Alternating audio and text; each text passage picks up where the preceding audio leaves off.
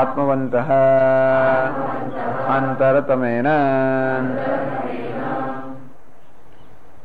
रसादयः એટલે કે અન્નરસમયઃ પ્રાણમયઃ કહ્યું આગળ એમ સવા એષ પુરુષો અન્નરસમયઃ આ પુરુષ અન્નરસમય છે.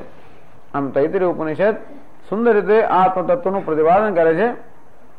પોતે જ કહે શંકરાચાર્યજી સત્યમ જ્ઞાનમ અનંતમ બ્રહ્મ. પહેલા બ્રહ્મની વ્યાખ્યા કરે છે. પહેલા કહે છે બ્રહ્મવિદ આપનોતિ પરમ. બ્રહ્મનું જેને જ્ઞાન છે એ પરમ અર્થાત અનંતને પ્રાપ્ત કરે છે. એ બ્રહ્મ કેવું છે? બ્રહ્મના જ્ઞાનથી મનુષ્ય કે જ્ઞાની પુરુષ પરમ અર્થાત અનંતને પ્રાપ્ત કરે છે. એ કેવું બ્રહ્મ છે? સત્યમ જ્ઞાનમ અનંતમ બ્રહ્મ. એ બ્રહ્મ કેવું છે? સત્યમ જ્ઞાનમ અનંતમ. સત્ય અર્થાત જેમાં કોઈ વિકાર નથી, જેમાં કોઈ પરિવર્તન નથી, જેનું ક્યારેય બાધ નથી શકે, જે સર્વનું કારણ છે, સર્વને સત્તા પ્રદાન કરનાર છે. તો સર્વનું કારણ હોય, સર્વને સત્તા પ્રદાન કરનાર હોય એવું તત્વ કેવું છે? શું કોઈ જળ તત્વ છે? તો કે નહીં, જ્ઞાનમ અર્થાત એ ચેતન તત્વ છે. પણ જયારે આપ જ્ઞાન કહો છો ત્યારે જ્ઞાન તો હંમેશા જ્ઞાતા અને જ્ઞેયથી ભિન્ન હોય એવો અમારો અનુભવ છે. તો શું આ મર્યાદિત કોઈ ચેતન તત્વ કે અનંતમ અર્થાત જ્ઞાતા જ્ઞાનમ અને જ્ઞેય આ સર્વનું જે સાર તત્વ છે એવું જ્ઞપ્તિ સ્વરૂપ જે છે એવું આ પરમ બ્રહ્મ છે. અર્થાત સમગ્ર જગતમાં નો સમાવેશ થઈ જાય જ્ઞાન જ્ઞેય અને જ્ઞાતામાં. એ ત્રણેયનું જે અધિષ્ઠાન છે, એ ત્રણેયનો જેમાંથી ઉદ્ભવ થાય છે એવું શુદ્ધ ચૈતન્ય, એવું શુદ્ધ નિર્વિશેષ ચૈતન્ય જે પોતે સત્ય છે અર્થાત સર્વનું સાર તત્વ છે, જ્ઞાન અર્થાત ચૈતન્ય સ્વરૂપ છે એવું અનંત એ પરમ બ્રહ્મ છે. તસ્માદ વા એતસ્માદ આત્મનઃ આકાશ સંભૂતઃ. તસ્માદ બ્રહ્મણઃ એતસ્માદ આત્મનઃ. એ બ્રહ્મ જે આ આત્મા છે એમાંથી આકાશ ઉત્પન્ન થયું. આકાશમાંથી વાયુ, વાયુમાંથી અગ્નિ, અગ્નિમાંથી જળ, જળમાંથી પૃથ્વી, પૃથિવ્યામ ઔષધયઃ, ઔષધિભ્યઃ અન્નમ, અન્નાત પુરુષઃ. આમ પૃથ્વીમાંથી ઔષધિ એટલે વનસ્પતિની ઉત્પત્તિ થઈ, વનસ્પતિમાં અન્નની ઉત્પત્તિ થઈ, અન્નમાંથી આ દેહની ઉત્પત્તિ થઈ, અને દેહથી આત્મા કેવો છે? સવા એષ પુરુષ અન્નરસમય. આત્મા કેવો છે?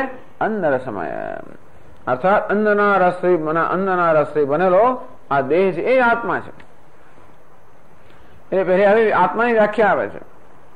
આત્મા કેવો છે એની વ્યાખ્યા આપી કે આ દેહ આત્મા છે. પછી આપણે પ્રશ્ન કે દેહ આત્મા છે, દેહમાં જે છે, કારણ કે દેહ ચેતન છે અને માટે પ્રાણી માત્ર આત્મા માની લે છે એટલે કહ્યું કે હા દેહ આત્મા છે. પરંતુ દેહની અંદર જે ચેતનતા છે એ શું પોતાને કારણે છે કે દેહની ચેતનતા અન્ય કોઈ તત્વને કારણે છે? તસ્માદ વા એતસ્માદ અન્નરસમયાત અન્યોંતરાત્મા પ્રાણમય. તો કે નહીં, અન્નરસમય જે આત્મા છે અર્થાત આ અન્નરસથી બનેલો દેહ જેને આત્મા કહેવામાં આવે છે એના કરતા પણ અંતરમાં, એની પણ અંદર, એનાથી પણ સૂક્ષ્મ, એનાથી પણ ચડિયાતો એક બીજો આત્મા છે. કયો છે? પ્રાણમય. તો કે અન્નરસનો બનેલો આત્મા એની અંદર અને એને નિયંત્રિત કરનાર, એને ચેતનતા પ્રદાન કરનાર, એને સત્તા સ્ફૂર્તિ પ્રદાન કરનાર બીજો આત્મા છે પ્રાણમય. પ્રાણનો બનેલો આત્મા. પ્રાણ જે શરીરને ચેતનતા પ્રદાન કરે છે. તો શું પ્રાણ એ અંતિમ આત્મા છે અર્થાત પ્રાણ ખરેખર પોતાને કારણે ચેતન છે? પ્રાણ શું સ્વતંત્ર છે? તો કે નહીં, તસ્માદ વા એતસ્માદ પ્રાણમયાત અન્યોંતરાત્મા મનોમય. તો કે નહીં, પ્રાણ કરતા પણ સૂક્ષ્મ, પ્રાણને પણ નિયંત્રિત કરનાર અને પ્રાણને પણ આદેશ આપનાર એક બીજો આત્મા છે. કયો છે? મનોમય. આ મનનો બનેલો ત્રીજો આત્મા છે. તો આ મન શું આત્મા છે? એ મન પોતાને કારણે સત્તા ધરાવે તો કે નહીં, તસ્માદ વા એતસ્માદ મનોમયાત અન્યોંતરાત્મા વિજ્ઞાનમય. તો કે નહીં, મન કરતા પણ અંદર, મન કરતા પણ સૂક્ષ્મ, મન કરતા પણ ચડિયાતું અને મનને પણ આદેશ આપનાર, મનને પણ નિયંત્રિત કરનાર એક બીજો આત્મા છે એ છે બુદ્ધિ.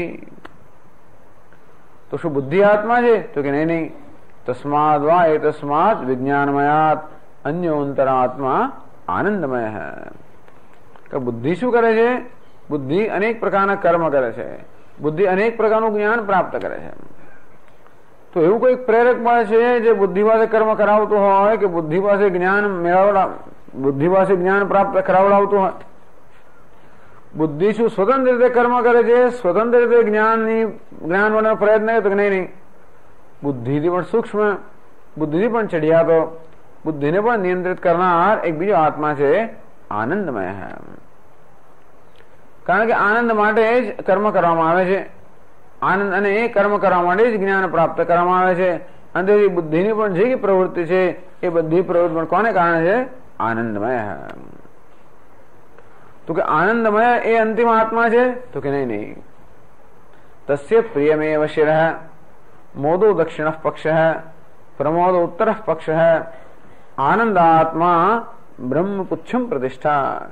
તો કે નહીં, આ આનંદમય છે એ પણ વિકારી આત્મા છે, એને પણ મસ્તક છે, પ્રિય વૃત્તિનું મસ્તક છે, મોદ વૃત્તિ એની જમણી પાંખ છે અને પ્રિયમેવ પ્રમોદ વૃત્તિ એની ડાબી પાંખ છે.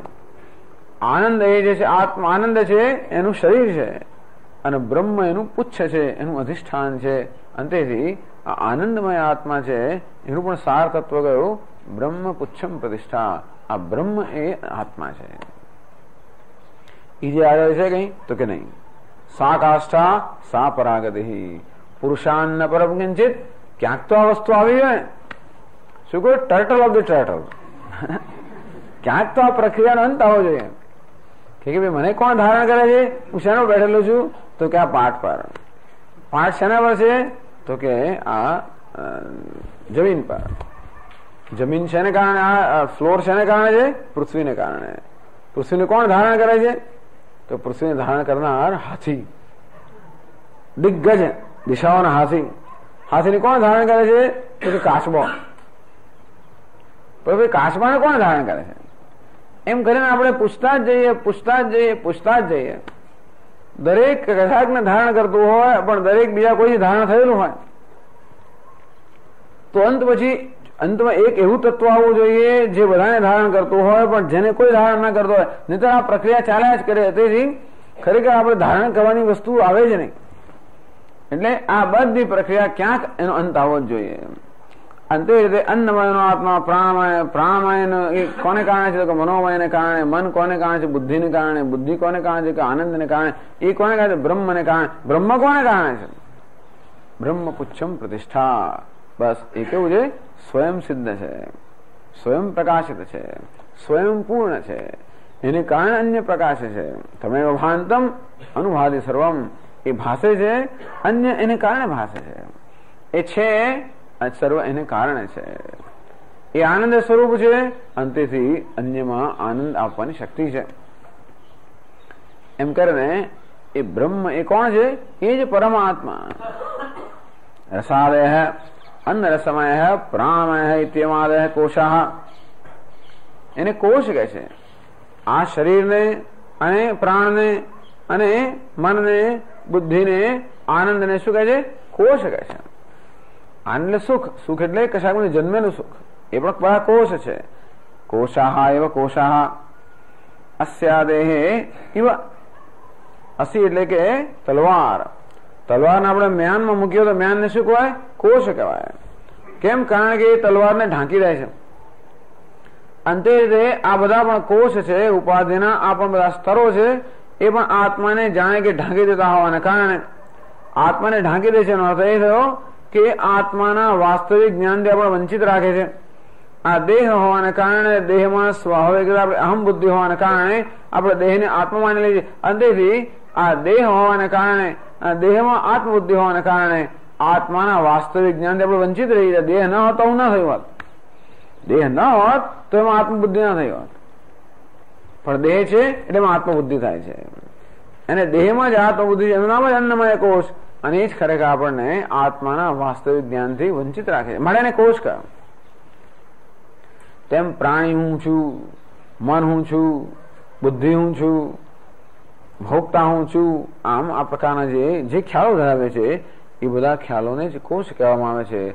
અને આ બધા ખ્યાલો કે ભ્રમ આપણી ઉપાધિના આ 5 સ્તરોની અંદર અહમ ભાવ હોવાને કારણે જન્મ્યા છે. અને માટે એ દરેકને જાણે કે કોષ કહેવામાં આવે છે. જેવી રીતે મ્યાન તલવારને ઢાંકી દે અને તે રીતે આ બધા ભ્રમ જે છે એ આત્માના વાસ્તવિક સ્વરૂપને ઢાંકી દે છે. જેવી રીતે રજ્જુને ઢાંકનાર કોણ છે? સર્પ. સર્પ નહીં ઢાંકતો. દોરડું છે, દોરડું છે ને ઢંકાયું છે, સાપથી ઢંકાયું નથી. સાપ તો છે જ નહીં ત્યાં, છતાં દોરડું છે ને ઢંકાયું છે. આ સાપ છે એવા ભ્રમથી ઢંકાયેલું છે.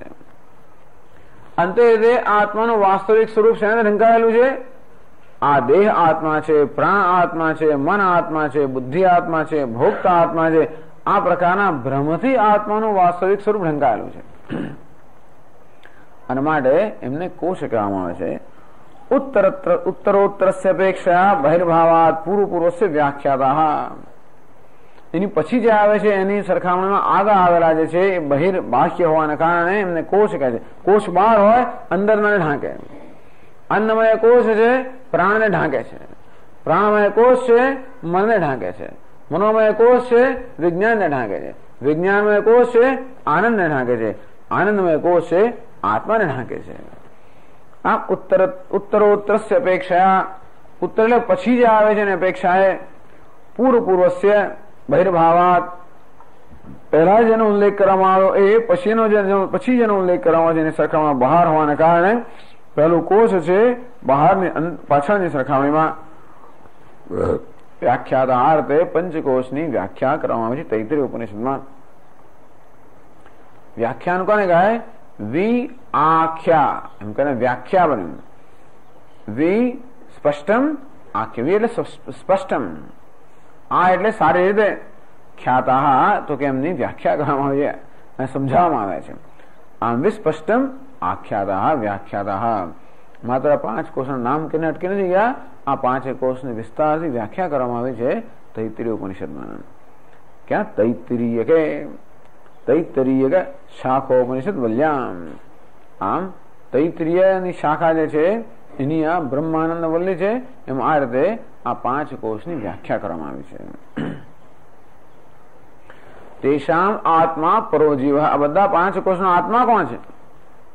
તેષામ કોષાનામ આત્મા યેન આત્મા પંચાભિ કોષા આત્મવંત તેન અંતરતમેન. તો આ બધા કોષ જે છે અન્નમય હોય, પ્રાણમય હોય, મનોમય હોય, આ બધા પણ કેવા છે? આત્મવંત. આમ આ દેહની અંદર પણ આત્મભાવ છે. કોને કારણે છે? એક સાચો આત્મા છે જે હોવાને કારણે દેહ પણ આત્માની જેમ વર્તે છે. દેહની અંદર અહમ ભાવ છે, દેહ માટો પ્રેમ છે. શેને કારણે? દેહને પોતાને કારણે તો કે નહીં. જેને કારણે આ દેહ અસ્તિત્વ ધરાવે છે, જેને કારણે આ દેહમાં ચેતનતા છે, જેને કારણે દેહમાં આસક્તિ ચાલો પ્રેમ છે. આ દેહને સત્તા, સ્ફૂર્તિ અને પ્રેમ કે પ્રિયત્વ પ્રદાન કરનાર કોણ છે? જેને કારણે દેહમાં સત્તા છે, સ્ફૂર્તિ છે અને પ્રિયત્વ છે, એ આત્મા છે. તો પ્રાણ પણ બહુ વાલો છે.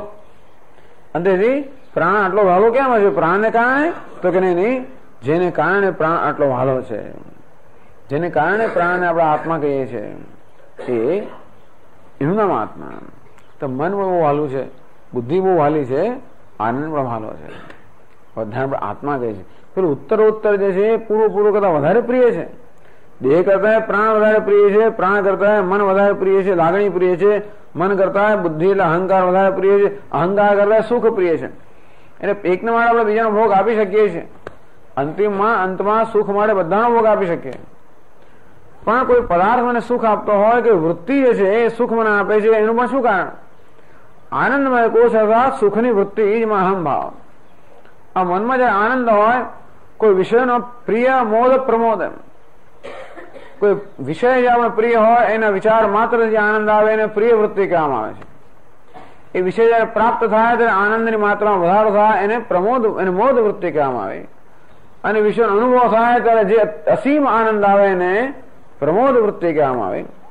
આ મનની વૃત્તિઓ પણ આનંદ આપી શકે છે. કોને કારણે? પોતાને કારણે તો નહીં, એમનામાં જે પ્રતિબિંબ થાય છે, જેને કારણે આ મનની વૃત્તિઓ આનંદ આપી શકે છે, એ બિંબ રૂપ છે, એ આત્મા છે. આત્મા આનંદ સ્વરૂપ હોવાને કારણે મનની આ વૃત્તિઓ પણ આનંદ આપી શકે છે, તો નહીં. તેથી શંકરાચાર્ય મહારાજ કહે છે, યેન આત્મના યેન અંતરતમેન આત્મના પંચાપી કોષા આત્મવંત. જે અંતરતમ છે, અંતર, અંતરતર, અંતરતમ, જે સૌથી વધારે અંતર છે, સૌથી વધારે સૂક્ષ્મ છે, જે સર્વનું અધિષ્ઠાન છે, સર્વથી ચડિયાતો છે, સર્વનો નિયામક છે, એવું જ અંતરતમ આત્મા છે, જેને કારણે આ બહારના કોષ આત્મા હોય એ રીતે જાણે કે વર્તે છે. એ બધા 5 કોષનો આત્મા છે. એને કોણ છે એ આગળ કહે છે, સહી સર્વેષાં જીવન નિમિત્તત્વાत् જીવઃ કોસૌ ઇત્યાહ પર એવ આત્મા. એની પછી વિસર્ગ ખોટો છે. યહ પૂર્વમ સત્યમ જ્ઞાનમનંતમ બ્રહ્મ ઇતિ પ્રકૃતઃ.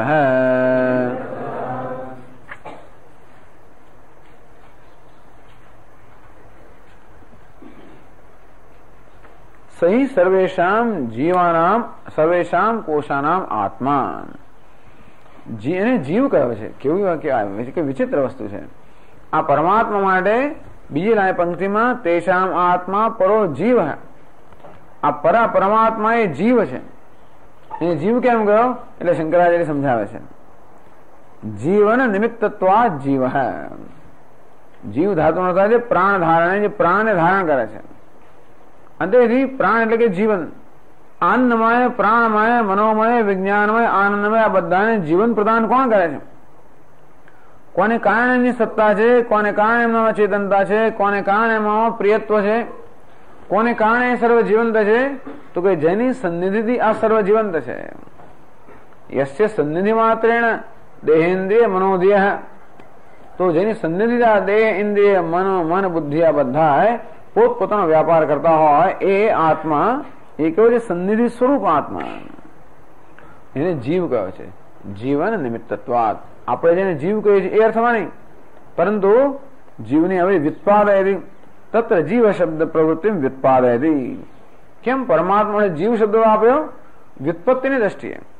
આમ જીવ શબ્દનો રૂઢિ અર્થ એ છે કે સંસારી, પણ જીવ શબ્દનો વ્યુત્પત્તિનો અર્થ લેવા જઈએ તો જે ધાતુમાંથી જીવ શબ્દ બન્યો છે એ જીવ ધાતુનો થાય છે પ્રાણ ધારણે, જે પ્રાણ ધારણ કરનાર છે તે, અર્થાત જે ચેતનતા પ્રદાન કરનાર છે, જે જીવનનું નિમિત્ત છે એનું નામ જીવ. અંતેથી આ 5 કોષના જીવનનું નિમિત્ત હોવાના કારણે પરમાત્માને જીવ કહ્યો. કોષો કોણ છે આ જીવ? તો કે છે કે પરહ એવ આત્મા. પરમાત્મા એ ખરેખર જીવ છે, અર્થાત આ 5 કોષ છે એને જીવન પ્રદાન કરનાર છે, એમનો આત્મા છે. યહ પૂર્વમ સત્યમ જ્ઞાનવંતમ બ્રહ્મ ઇતિ પ્રકૃતઃ. એ જીવ અર્થાત પરમાત્મા જે તૈત્તિરીય ઉપનિષદમાં પહેલા સત્યમ જ્ઞાનમનંતમ બ્રહ્મ એ રીતે જેના વર્ણનની કે પ્રતિપાદનની શરૂઆત કરવામાં આવી. પ્રકૃતઃ, પ્રકૃત જે ચર્ચાનો વિષય છે. આમ તૈત્તિરીય ઉપનિષદ જે શીખ્યા છે હવે એમને બધાને ખબર છે ને કે આ ચાલી ગયું છે ને બધું તૈત્તિરીય ઉપનિષદમાં. હા, અને એટલે ખબર છે આપણને બ્રહ્માનંદ વલીમાં બ્રહ્મવિદ આપનોતિ પરમ તદેશાભ્યુક્તા સત્યમ જ્ઞાનમનંતમ બ્રહ્મ યો વેદ નિહિતમ ગુહાયામ પરમે વ્યોમન સોષ્ણુદે સર્વાન કામાન સહ બ્રહ્મણ વિપશ્ચેદેતિ તસ્માદ્વા એતસ્માદ આત્મન આકાશ સંભૂત. આકાશાદ વાયુ, આ બધા સ્વર વગર બોલવામાં આવે છે, પણ એટલે આ સ્વર વગર બોલવું વધારે મુશ્કેલ છે, કારણ કે સ્વરથી બોલવા ટેવાયેલા હોય ત્યારે. એટલે સત્યમ જ્ઞાન અનંતમ બ્રહ્મ એ રીતે જે પરમાત્મા પ્રકૃત અર્થાત જે પરમાત્માને પ્રસ્તુત કરવામાં આવ્યો. તૈત્તિરીય ઉપનિષદની બ્રહ્માનંદ વલ્લીમાં પરમાત્માને સત્યમ જ્ઞાન અનંતમ બ્રહ્મ એ રીતે પ્રસ્તુત કરીને પછી એને સમજાવવામાં આવ્યો. એ જ પરમાત્મા એ આ 5 કોષનો આત્મા છે, એ જ એમના જીવન માટે નિમિત્ત હોવાને કારણે જીવ કહેવામાં આવ્યો છે અહીં આ શ્લોકમાં. અને એ પરમાત્મા જ 5 કોષનો આત્મા છે. આગળ કહે છે યસ્માદ આત્મનઃ સ્વપ્નમાયાદિવત આકાશાદિક્રમેણ રસાદયઃ કોશલક્ષણાઃ સંઘાતાઃ आत्ममाया विसर्जिताः इत्युक्तम् स आत्मा अस्माभिः यथा खं तथा इति संप्रकाशितः आत्मा ह्याकाशवत् इत्यादि श्लोकैः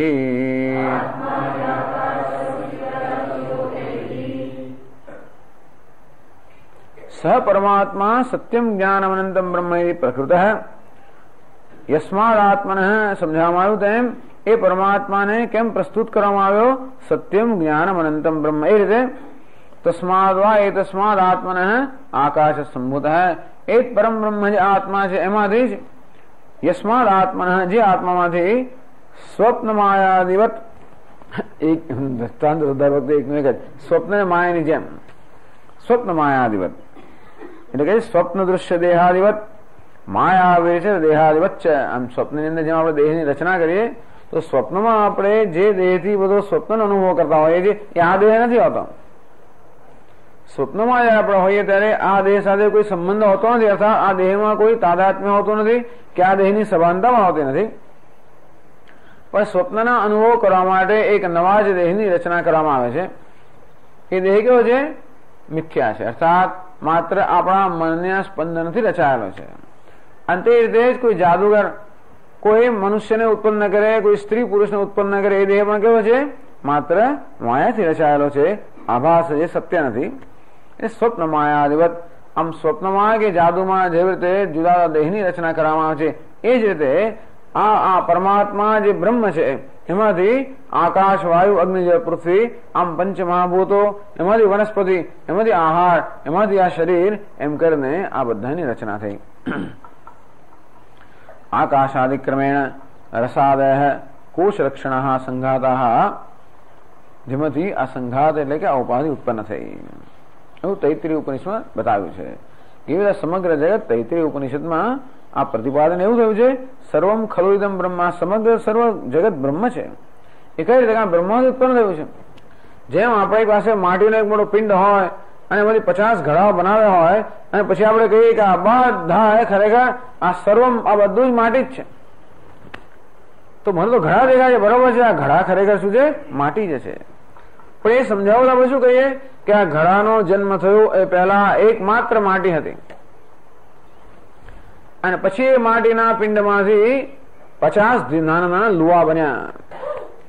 એના પછી ધીમે ધીમે એક આકાર બન્યો, એ ગોળાકારનો પછી એક મોં બનાવવામાં આવ્યું. એમ કરીને આપણે આ ઘડાની ઉત્પત્તિની આખી પ્રક્રિયા કહીએ. અથવા ઘણા બધા અલંકારો પડ્યા હોય, ઘણી તો આપણે એક ચેઇન હોય, આપણે કે આ તો સુવર્ણ જ છે, પણ આ કેવું રીતે સુવર્ણ છે?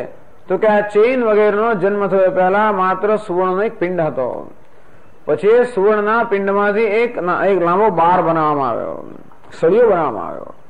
એ સળિયામાંથી પછી એક મોટો લાંબો તાર બનાવવામાં આવ્યો. એ તારમાંથી પછી 50 ટુકડા બનાવવામાં આવ્યા કે 108 ટુકડા બનાવવામાં આવ્યા. એ દરેક ટુકડામાંથી એક એક ગોળ રિંગ બનાવવામાં આવી. એ રિંગને પછી જોડવામાં આવી. એમાંથી પછી આ એક કંઠી કે માળા તૈયાર થઈ.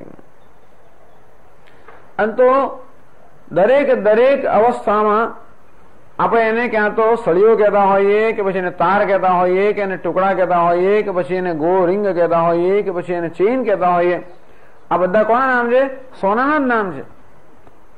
જે સોનું હતું એ જ સળિયો બની ગયો. સોનું જે સળિયો બની ગયો એ જ તાર બની ગયો.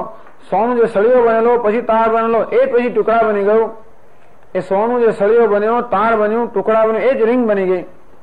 અને સોનું જે સળિયો ને તાર ને ટુકડા ને રિંગ બન્યું એ જ આ ચેઇન બની ગઈ. અને એક જ સોનું આ બધા ક્રમથી ચેઇન બન્યું. તેમ જે પરમ બ્રહ્મ હતું આ જગતના સર્જન પહેલા, એ જ પહેલા આકાશ બન્યું અને પછી એ જ આકાશ દ્વારા વાયુ બન્યું. એ જ પછી પરમ બ્રહ્મ જળ બન્યું, અગ્નિ બન્યું, જળ બન્યું, પૃથ્વી બન્યું, ઔષધિ બન્યું, અન્ન રસ બન્યો, આ શરીર બન્યું અને આ જગત બન્યું. અને તેથી જેવી રીતે સુવર્ણ જ આ બધા અલંકારો છે તે રીતે પરમ બ્રહ્મ જ આ જગત છે એવું સમજાવવા માટે આ પ્રકાર વર્ણન કરે છે. અમે પણ એવું જ કહ્યું. એટલે અહીંયા ગૌડપાદાચાર્ય કહે છે, શંકરાચાર્ય સમજાવે છે કે જેવું આ તૈત્રીય ઉપનિષદમાં છે એવું અહીં પણ છે. કારણ કે આત્મમાયા વિસર્જિતા, અમે પણ કહ્યું કે આ સંઘાતા બધા સંઘાત છે કેવા છે? આત્મમાયા વિસર્જિતા. આત્માની માયામાંથી ઉત્પન્ન થયેલા છે. એ જ પ્રમાણે તૈત્રીય ઉપનિષદમાં પ્રતિપાદન કરવામાં આવ્યું છે. અંતો સા આત્મા અસ્માભિ યથાખમ તથા સંપ્રકાશિત. આત્મા ત્રીજા શ્લોકમાં કહેવામાં આવ્યું આત્મા હ્યાકાશવત જીવ. આત્મા આકાશ સમાન છે. અર્થાત આત્માને અમે આત્માનું પ્રતિપાદન ખમ એટલે કે આકાશ છે એ રીતે પ્રતિપાદન, આકાશ સમાન છે એવું પ્રતિપાદન કર્યું. અથવા જે આત્માને અહીં પણ ચર્ચા કરવામાં આવી છે અને જે સંઘાત માયામાં ઉત્પન્ન થાય એવું અહીં કહેવામાં આવ્યું. એ રીતે તૈત્રીય ઉપનિષદમાં કહેવામાં આવ્યું છે કે આ બધી ઉપાધિ કે સંઘાત એ આત્માની માયામાં ઉત્પન્ન થયા અને બધા સંઘાત કે પંચકોશનો જે આત્મા છે એ જ પરમાત્મા છે. એ જેવું ત્યાં અહીં કહેવામાં આવ્યું એવું જ ત્યાં કહેવામાં આવ્યું છે. એમ કરીને અહીં જે કરવામાં આવ્યું એ જ તૈત્રીય ઉપનિષદમાં છે. એમ કરીને બંને સમાંતર છે. અને એ રીતે પોતે જે કહ્યું તર્કથી એનું સમર્થન આપે છે શ્રુતિથી. અર્થાત અમે જે કહ્યું છે કોઈને એમ છે કે આ તો તર્કનો ગ્રંથ છે, તમે એમ કહો કે આ ન્યાય ગ્રંથ છે અને બધું તર્કથી તમે સિદ્ધ કરો છો. તમે તર્કથી સિદ્ધ નથી કરતા. અમે તો માત્ર અનુકૂળ તર્ક પ્રસ્તુત કરીએ છીએ જેથી ઉપનિષદનું દર્શન છે એ દર્શન માત્ર સમજાવીએ છીએ. અમે તર્કથી આત્માના સ્વરૂપને સિદ્ધ કરતા નથી, પણ આત્માના સ્વરૂપ જેનું પ્રતિપાદન ઉપનિષદમાં કરવામાં આવ્યું છે એને જ માત્ર અમે તર્કથી સમજાવીએ છીએ. આખા અમે માત્ર અનુકૂળ તર્ક પ્રસ્તુત કરેલો છે. તો આપના તર્કમાં અને બીજા લોકોના તર્કમાં તફાવત શું? તો એ કહે છે છેલ્લી લાઈનમાં ન તાર્કિક પરિકલ્પિત આત્મવત પુરુષ બુદ્ધિ પ્રમાણગમ્ય ઇત્યભિપ્રાય. એ તો પેલા નૈયાયિકો ને વૈશેષિકો ને બધા લોકો આત્માનું તર્કથી પ્રતિપાદન કરતા હોય એવી તમે પ્રતિપાદન કરતા નથી. પુરુષ બુદ્ધિ પ્રમાણગમ્ય એ લોકો તો કપોલ કલ્પિત બધું પ્રતિપાદન કરે છે. અર્થાત પુરુષ બુદ્ધિ પ્રમાણગમ્ય બુદ્ધિજનક પ્રમાણમ ઇન્દ્રિયમ તદ્ગમ્ય યદ્વા પુરુષ બુદ્ધ્યા બુદ્ધિ ઉદ્ભાવિતમ પ્રમાણમ અનાત્મશાસ્ત્રમ તદ્ગમ્ય ઇત્યર્થ.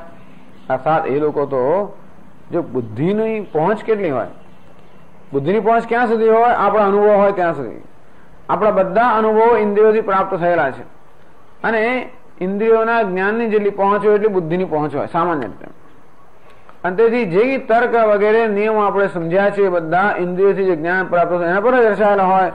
અને જે કઈ વસ્તુનું પ્રતિપાદન આપણે કરીએ ક્યારે પણ આપણે ઇન્દ્રિયો કે બુદ્ધિથી પર હોઈ જ ના શકે, એની મર્યાદામાં જ હોય. અને તેથી વૈશેષિકો હોય કે સાંખ્ય લોકો હોય એ બધા આત્માનું પ્રતિપાદન કર્યું છે પણ સ્વતંત્ર બુદ્ધિથી કર્યું છે. અને તેથી વિચિત્ર બધા સિદ્ધાંતો લઈ આવતા હોય છે. એવો અમારો નથી વિચિત્ર સિદ્ધાંત. ને તાર્કિક પરિકલ્પિત આ બધાને તાર્કિક જ કહે છે. વેદાંતિન છે અદ્વૈત વેદાંત છે બધા તાર્કિક. આ તાર્કિકમાં માત્ર તાર્કિક લોકો નહીં પણ વૈશેષિક આવી ગયા, નૈયાયિક આવી ગયા, યોગ આવી ગયું, સાંખ્ય આવી ગયું, ક્ષણિકવાદી શૂન્ય બધા લોકો જે લોકો ઉપનિષદને પ્રમાણ ગણતા ન હોય બધા લોકોનો તાર્કિક શબ્દમાં સમાવેશ થઈ ગયો. અને તેથી પોતાના સ્વતંત્ર તર્કથી જ્યાં જેની કલ્પનાઓ કરે કોઈ કે આત્મા શૂન્ય છે, કોઈ આત્મા ક્ષણિક છે, કોઈ આત્મા સુખી છે, કોઈ કે આત્મા અનેક છે, એમ અનેક જાતના બધા તર્કની કલ્પનાઓ કરીને જલાવે એવી તમે નથી આ તર્ક પ્રસ્તુત કર્યો.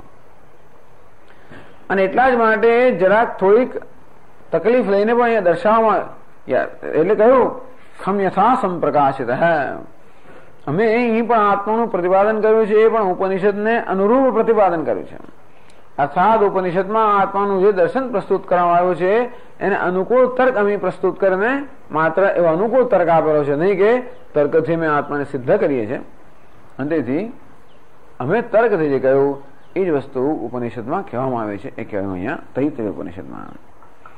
જો 174 પાના પર આનંદગીરી આ વસ્તુને સંક્ષેપમાં સરસ સમજાવે છે. મનુષ્યોહમ અમારું 144 પાનું. બીજા જૂના પુસ્તકમાં કયું પાનું છે?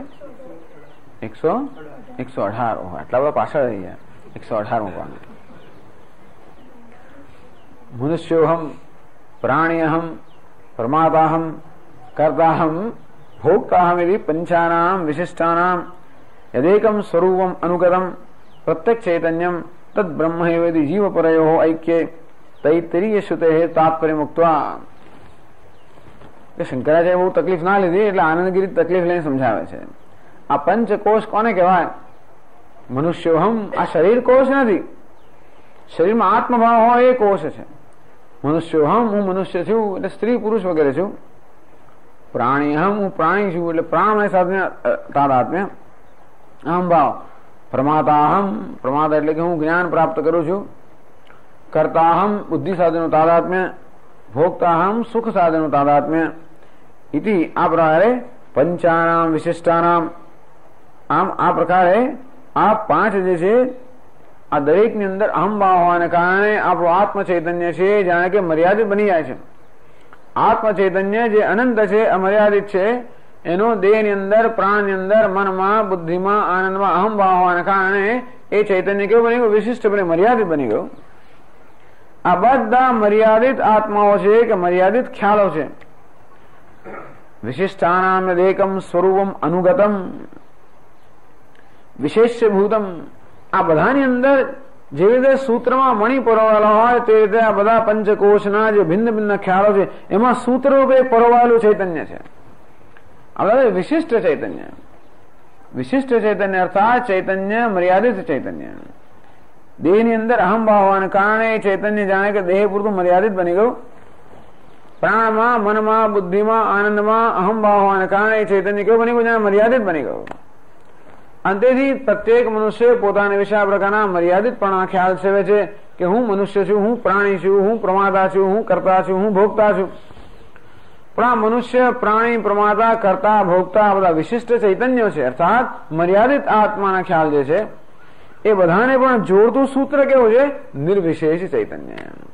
એક જ નિર્વિશેષ ચૈતન્ય આ બધી વિશેષતાઓ ધારણ કરી શકે છે. દેહ સાથેના તાદાત્મ્ય ચૈતન્ય શું કહે છે? મનુષ્ય, હું મનુષ્ય છું. પ્રાણ સાથેના તાદાત્મ્ય શું કહે છે? હું પ્રાણી છું. મન સાથેના તાદાત્મ્ય શું કહે છે? હું પ્રમાતા છું. બુદ્ધિ સાથેના તાદાત્મ્ય ચૈતન્ય શું કહે છે? હું કર્તા છું. અને સુખ સાથેના તાદાત્મ્ય શું કહે છે? ભોગતા છું. વાસ્તવમાં કેવું છે? નિર્વિશેષ ચૈતન્ય.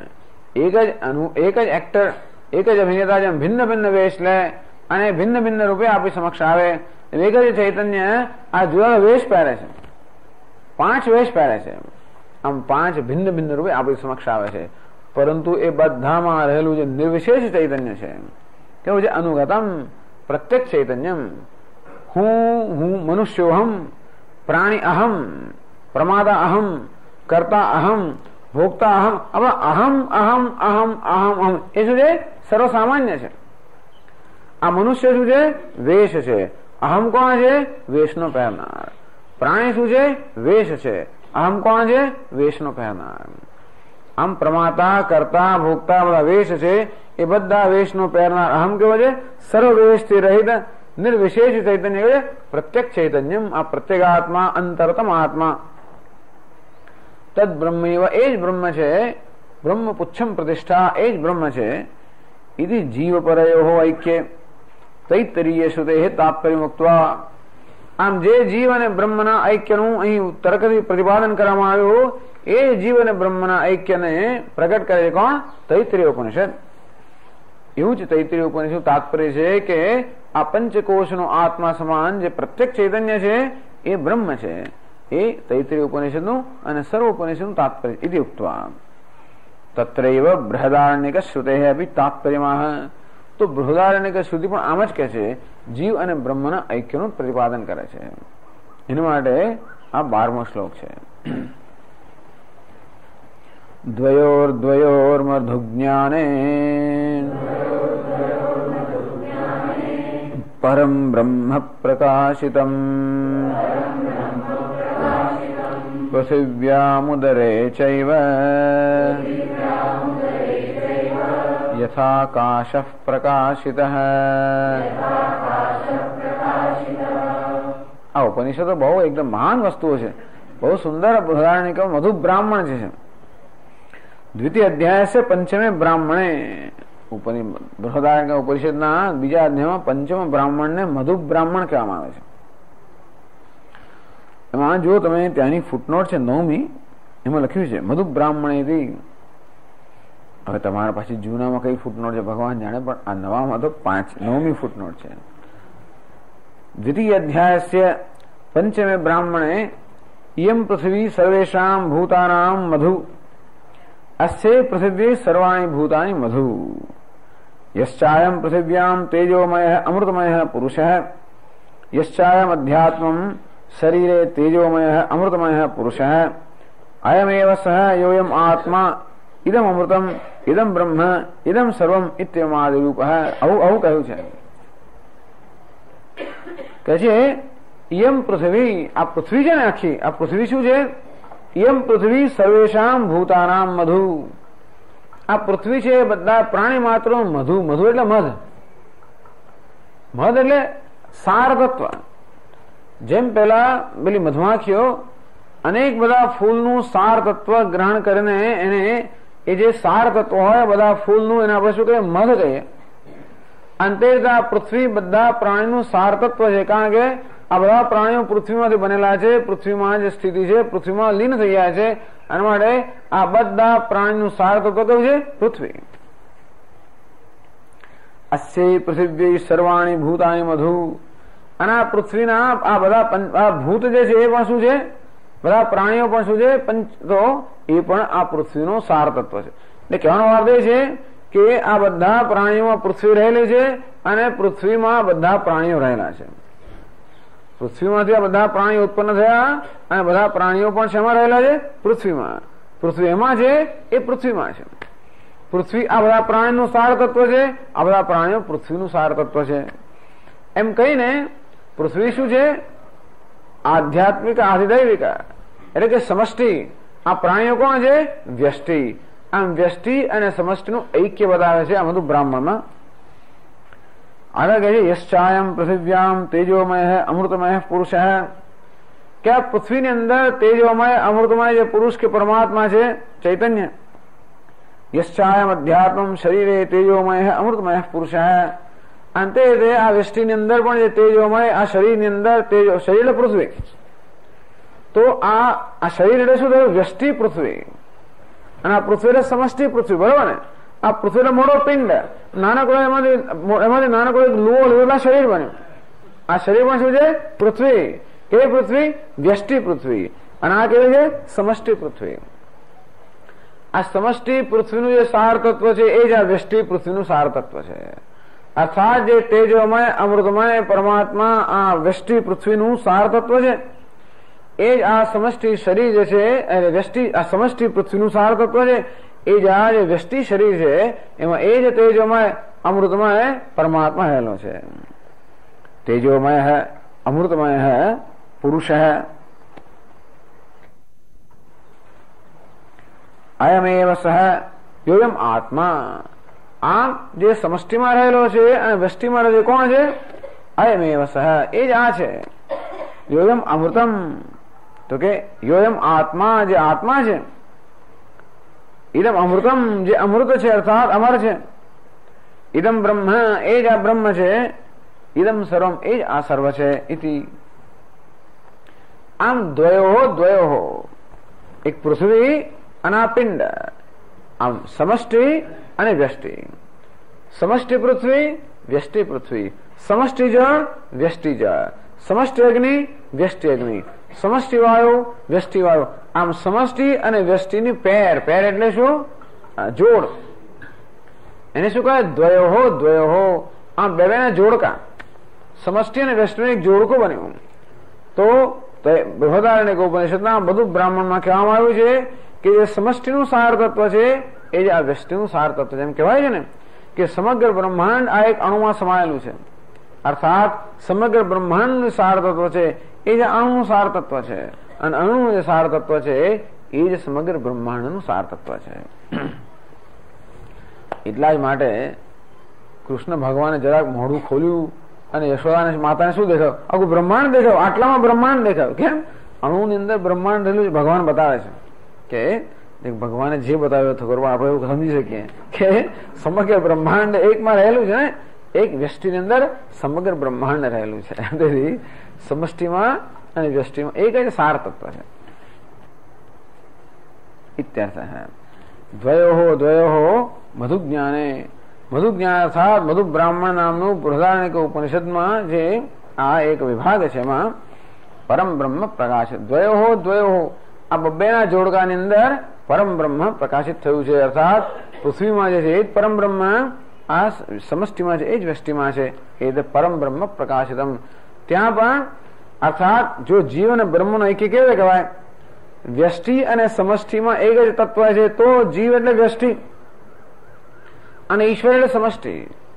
અને તેથી બૃહદારણ્યક ઉપનિષદ કહે છે કે વ્યષ્ટિનું સાર તત્વ તો છે પરમ બ્રહ્મ, અને ઈશ્વર કે સમષ્ટિનું સાર તત્વ એ પણ પરમ બ્રહ્મ. અને આ રીતે વ્યષ્ટિ અને સમષ્ટિનું, જીવ અને ઈશ્વરનું ઐક્ય ત્યાં પ્રતિપાદિત થયું છે. પ્રકાશિત થયું, પ્રતિપાદિત નહીં, પ્રકાશિત થયું છે. કેવી રીતે? પૃથિવ્યામ ઉદરે ચૈવ યથા આકાશ પ્રકાશિત. એમને કેમ આવું જ ગમ્યું આટલા બધામાંથી? યથા આકાશ પ્રકાશિત. એટલા માટે આકાશનું ઉદાહરણ છે ને, આમ તો હજારો ઉપનિષદમાં 1000 જગ્યાએ જીવ બ્રહ્મનું ઐક્ય પ્રતિપાદિત થયું છે. આ જ વસ્તુ અહીંયા આગળ કેમ તાકી યથા આકાશ પ્રકાશિત. એટલે કે છે પૃથ્વીવ્યામ, પૃથ્વીની અંદર જે આકાશ છે અને ઉદરની અંદર એટલે કે વ્યષ્ટિમાં જે આકાશ છે એક જ છે. પૃથ્વી અર્થાત સમષ્ટિ, પૃથ્વી એક મોટું ઉદર છે અને મારું એક નાનું આ પૃથ્વી અહીંયા આગળ છે ઉદર. તેથી આ સમષ્ટિ જે છે બ્રહ્માંડ, એમાં જે આકાશ છે તે અને વ્યષ્ટિની અંદર જે આકાશ છે બંને શું છે? એક જ છે. એમ કરીને સમષ્ટિ અને વ્યષ્ટિમાં રહેલા આકાશ અને ઐક્ય બતાવે, સમષ્ટિ અને વ્યષ્ટિના ઐક્યને ત્યાં આગળ પ્રકાશિત કર્યું છે. અને તે રીતે જેમ અમે આ ગ્રંથમાં અત્યાર સુધી યુક્તિ દ્વારા જીવ અને બ્રહ્મના ઐક્યનું પ્રતિપાદન કર્યું, એ જ રીતે તૈત્રીય ઉપનિષદ કર્યું, અને એ જ રીતે બૃહદારણ્યક ઉપનિષદના મધુ બ્રાહ્મણમાં કહેવામાં આવ્યું છે. આનંદગીરી કહે છે મધુ બ્રાહ્મણે બહુષુ પર્યાયેષુ અધિદૈવ અધ્યાત્મ વિભક્તયો સ્થાનયો અયમેવ સહ ઇતિ પરમ બ્રહ્મ પ્રત્યેક પ્રકાશિતમ. તો મધુ બ્રાહ્મણમાં આવા તો કેટલા દ્રષ્ટાંત આપે છે. અહીં તો ખાલી એક જ કહ્યું પૃથ્વી અને ઉદર, પણ એવા અનેક અનેક દ્રષ્ટાંતો આપીને કે જે ત્યાં છે એ જ અહીં છે, જે અહીં છે તે ત્યાં છે. એમ એટલે અધિદૈવ અધ્યાત્મ વિભક્તયો. અધિદૈવ એટલે શું? સમષ્ટિ. અધ્યાત્મ એટલે વ્યષ્ટિ. તો વિભક્તયો સ્થાનયો અયમેવ સહ, આ જ એ છે અને એ જ આ છે. અહીં જે છે તે જ ત્યાં છે, ત્યાં છે તે જ અહીં છે. સયશ્ચાયમ પુરુષે યશ્ચાસાવાદિત્યે સૈક. સયશ્ચાયમ પુરુષે, આ પુરુષમાં અર્થાત વ્યક્તિની અંદર જે આ પરમાત્મા છે, યશ્ચાસા અસૌ આદિત્ય, આદિત્યમાં સમષ્ટિમાં જે પરમાત્મા છે, સ એક. તૈત્રીય ઉપનિષદ પણ કહે છે સયશ્ચાયમ પુરુષે યશ્ચાસાવાદિત્યે સ એક. આ પુરુષની અંદર જે છે તત્વ ચૈતન્ય અને સમષ્ટિમાં જે ચૈતન્ય છે એક જ છે. અને આ રીતે ઉપનિષદ જીવ અને બ્રહ્મના ઐક્યનું પ્રતિપાદન કરે છે. તો સ અયમેવ સહ, આજ એ છે. જેમ જેમ માંડુક્ય ઉપનિષદ પણ કહે છે ને, સર્વમી એતદ બ્રહ્મ અયમાત્મા બ્રહ્મ. આવડું બ્રહ્મ છે, આત્મા જ બ્રહ્મ છે. એટલે એમણે કે ત્યાં જવાની જરૂર નહોતી, અહીં જ પ્રકાશિત થયું. એટલે ખરેખર તો માંડુક્ય ઉપનિષદમાં સ્પષ્ટ નથી કહેવામાં આવ્યું છે, પણ એમનો મૂળ એવો છે એટલે મધુ બ્રાહ્મણમાં લઈ ગયા આપણને. તો દ્વયો સ્થાનયો, કારણ કે બહુ સ્પષ્ટતાથી સમષ્ટિ અને વ્યષ્ટિનું ઐક્ય બતાવે તો બહુ સ્પષ્ટતાથી બતાવ્યું છે. બધું બ્રાહ્મણ હવે વૈજ્ઞાનિક વસ્તુ છે. વૈજ્ઞાનિકો પણ આપણે કહે છે કે દરેક અણુની અંદર જે છે એ આખું બ્રહ્માંડની બધી અંદર લક્ષણ અણુની અંદર હોય છે. અણુમાં જે થાય છે એની બ્રહ્માંડ પર અસર થાય, બ્રહ્માંડ જે થાય એની અણુ પર અસર થાય. તો વિભક્તયો સ્થાનયો અયમેવ સહ ઇતિ પરમ બ્રહ્મ પ્રત્યેક પ્રકાશિતમ. એ જ પરમ બ્રહ્મ જે ત્યાં છે એ જ અહીં છે, અહીં જે તે ત્યાં છે, એ રીતે પરમ બ્રહ્મને ઐક્યને પ્રકાશિત કરવામાં આવ્યું. અતઃ અસ્મિન બૃહદારણ્યક શ્રુતે અપી બ્રહ્માત્મૈક્ય તાત્પર્ય ઇત્યર્થઃ. તે રીતે આ બૃહદારણ્યક ઉપનિષદનું તાત્પર્ય ક્યાં છે? બ્રહ્મ અને આત્માના ઐક્યમાં છે. તો કે છે પૃથિવ્યામ ઉદરે છે યથાકાશ પ્રકાશિત. પૃથિવ્યામ એટલે પૃથ્વીની અંદર, ઉદરે એટલે ઉદરની અંદર જેમ એક જ આકાશ છે તેમ એ સર્વત્ર સમષ્ટિ વ્યષ્ટિમાં એક જ સાર તત્વ છે. આ રીતે બૃહદારણ્યક સમજાવે છે. તો એ જ શંકરાચાર્ય મહારાજ કહે છે કે માત્ર તૈત્રીય ઉપનિષદમાં જ તાત્પર્ય છે એમ નહીં, પણ બૃહદારણ્યક ઉપનિષદનું પણ એ જ તાત્પર્ય છે જીવ અને બ્રહ્મના ઐક્યનું પ્રકાશન કરવાનું. ભાષ્યમાં કહે છે કિંચ અધિદૈવમ અધ્યાત્મં ચ તેજોમયઃ अमृतमयः पुरुषः पृथिव्यादि अंतर्गतः यो विज्ञाता पर एव आत्मा ब्रह्म सर्वम् इति द्वयोः आद्वैतक्षयात् परम ब्रह्म प्रकाशितम् किंच किंच એટલે વળી એટલે કે જેમ તૈત્તરીય ઉપનિષદમાં તે જ રીતે બૃહદારણ્યક ઉપનિષદમાં પણ અધિદૈવમ અધ્યાત્મમ છે. અધિદૈવમ અર્થાત સમષ્ટિ, અધ્યાત્મ એટલે વ્યષ્ટિ. તેજોમય અમૃતમય પુરુષ આપણે વાંચ્યું જેમ વાક્યમાં તેજોમય પૃથ્વીમાં જે તેજોમય અમૃતમય પુરુષ છે એ જ આ શરીરમાં રહેલો તેજોમય અમૃતમય પુરુષ છે. તેજોમય અર્થાત ચૈતન્ય, અમૃતમય એટલે આનંદ, તેજોમય અર્થાત જ્ઞાન સ્વરૂપ, અમૃતમય અર્થાત આનંદ સ્વરૂપ. જે જ્ઞાન આનંદ સ્વરૂપ પરમાત્મા આ પૃથ્વીનું સાર તત્વ છે એ જ જ્ઞાન આનંદ સ્વરૂપ પરમાત્મા છે. સર્વમિતિ દ્વયો આમ બંનેની જોડમાં આ દ્વૈત ક્ષયાત, દ્વૈતનો ક્ષય ન થાય ત્યાં સુધી. એટલે તો ઉપનિષદ શરૂ કરે એટલે પછી એક પછી એક જેટલા આપણા અનુભવમાં જે બધા દ્વૈત છે બધા દ્વૈતને એક ને લઈ લઈને કે ભાઈ આમાં પણ એ જ તત્વ છે, આમાં પણ એ જ છે. આપણે કે પૃથ્વીમાં જે પણ જળમાં છે કે એમાં સાર તત્વ, પછી કોઈ અગ્નિમાં તો કે એમાં, પછી કે આદિત્યમાં તો કે એમાં, ચંદ્રમાં તો કે એમાં, એમ જે આપણા અનુભવમાં બધા આવે દ્વૈત, એ બધા દ્વૈતનો ઉલ્લેખ કરીને કહે છે કે આ બધાનું સાર તત્વ પરમ બ્રહ્મ છે. આ વાક્યને આનંદ સમજાવે છે. અધિદૈવમ પૃથિવ્યાદૌ અધ્યાત્મમ ચ શરીરે. અધિદૈવમ એટલે કે સમષ્ટિ પૃથ્વી વગેરે, અધ્યાત્મ એટલે કે શરીરે તેજોમય જ્યોતિર્મય ચૈતન્ય પ્રધાન. આ પરમાત્મા કેવો છે? તેજોમય એટલે જ્યોતિર્મય, ચૈતન્ય પ્રધાન એટલે ચૈતન્ય સ્વરૂપ. અમૃતમય એટલે અમરણ ધર્મ અર્થાત જે મૃત્યુથી રહિત છે, જે અમર છે, આનંદ સ્વરૂપ છે. પુરુષ એને શું કહે છે? પુરુષ એટલે પૂર્ણ, આ પૂર્ણ પરમાત્મા. પૃથિવ્યાદૌ શરીરે છે અંતર્ગત. આમ પૃથ્વીમાં અને શરીરની અંદર જે રહેલો છે યો વિજ્ઞાતા અર્થાત જે જ્ઞાતા છે, ક્ષેત્રજ્ઞ છે. સહ પર એવા આત્મા. અહીં જે ક્ષેત્રજ્ઞ છે ખરેખર કોણ છે? પરમાત્મા જ છે. તેન સહ વિજ્ઞાતા સર્વમ પૂર્ણમ अपरिच्छिन्नम ब्रह्मैव इति परम ब्रह्म प्रकाशितम संबंध है. तेन એટલે વિજ્ઞાતો બ્રહ્મ વિશેષણવત કથનેન. અર્થાત આ દેહની અંદર જે વિજ્ઞાતા છે, જે જ્ઞાતા છે એ કોણ છે? પરમ બ્રહ્મ છે એમ કહીને સ વિજ્ઞાતા સર્વમ, સર્વમ એટલે પૂર્ણમ અપરિચ્છિન્નમ બ્રહ્મૈવ ઇતિ. શંકરાચાર્ય કહ્યું બ્રહ્મ સર્વમ, એ સર્વમ એટલે શું? પૂર્ણમ. એ સર્વમ બ્રહ્મ એટલે પૂર્ણ અપરિચ્છિન્ન બ્રહ્મ. અર્થાત આ દેહની અંદર જે વિજ્ઞાતા છે, વિજ્ઞાતા એટલે કોણ? જ્ઞાન પ્રાપ્ત કરનાર. હું કોણ છું? જ્ઞાતા એટલે જ્ઞાન પ્રાપ્ત કરનાર. આમ જે કર્તા છે, ભોગતા છે, વિજ્ઞાતા છે એ કોણ છે? પરમ બ્રહ્મ છે, પૂર્ણ છે. ઇતિ પરમ બ્રહ્મ પ્રકાશિત સંબંધ. અને આ રીતે બૃહદારણ્યક ઉપનિષદના મધુ બ્રાહ્મણની અંદર આ રીતે જે જીવ છે એ જ પરમાત્મા છે એ સ્પષ્ટ રીતે પ્રકાશિત થયેલું છે. અને કોઈ પ્રકારની સંશય ન, એટલે આ દ્વૈત ક્ષયાદ એટલે કે છે કે દ્વૈત ક્ષય પર્યંતમ બ્રહ્મ પ્રકાશિતમ. જ્યાં સુધી દ્વૈતનો ક્ષય ન થાય આપણા મનની અંદર ત્યાં સુધી આ પરમ બ્રહ્મ છે. જે ત્યાં છે એ જઈ છે. જે સમષ્ટિમાં એ વ્યષ્ટિમાં, સમષ્ટિ પૃથ્વીમાં વ્યષ્ટિ પૃથ્વીમાં, સમષ્ટિ જળમાં વ્યષ્ટિ જળમાં, સમષ્ટિ અગ્નિમાં વ્યષ્ટિ અગ્નિમાં વગેરે વગેરે. તો દ્વયો બંનેમાં એમ કેમ કહે છે? બંનેમાં તો દ્વૈત થયું. દ્વૈત કાળીનત્વાદ બ્રહ્મોપદેશસ્ય તદાનીમ દ્વયોતિ દ્વૈતોક્તિ અવિરુદ્ધા સાભી અનુવાદ રૂપા ન પુનઃ પ્રતિપાદિકા ભાવ. આ બંને એવું ઉલ્લેખ કરીને કે છે કે આ બંને જ અત્યારે અનુભવનો વિષય છે, એનું સાર તત્વ તો એક જ છે. આમ કરીને દરેક જોડની અંદર જ્યાં સુધી આપણે ઐક્યના દર્શન ન કરીએ ત્યાં સુધી ઉપનિષદ બતાવે છે.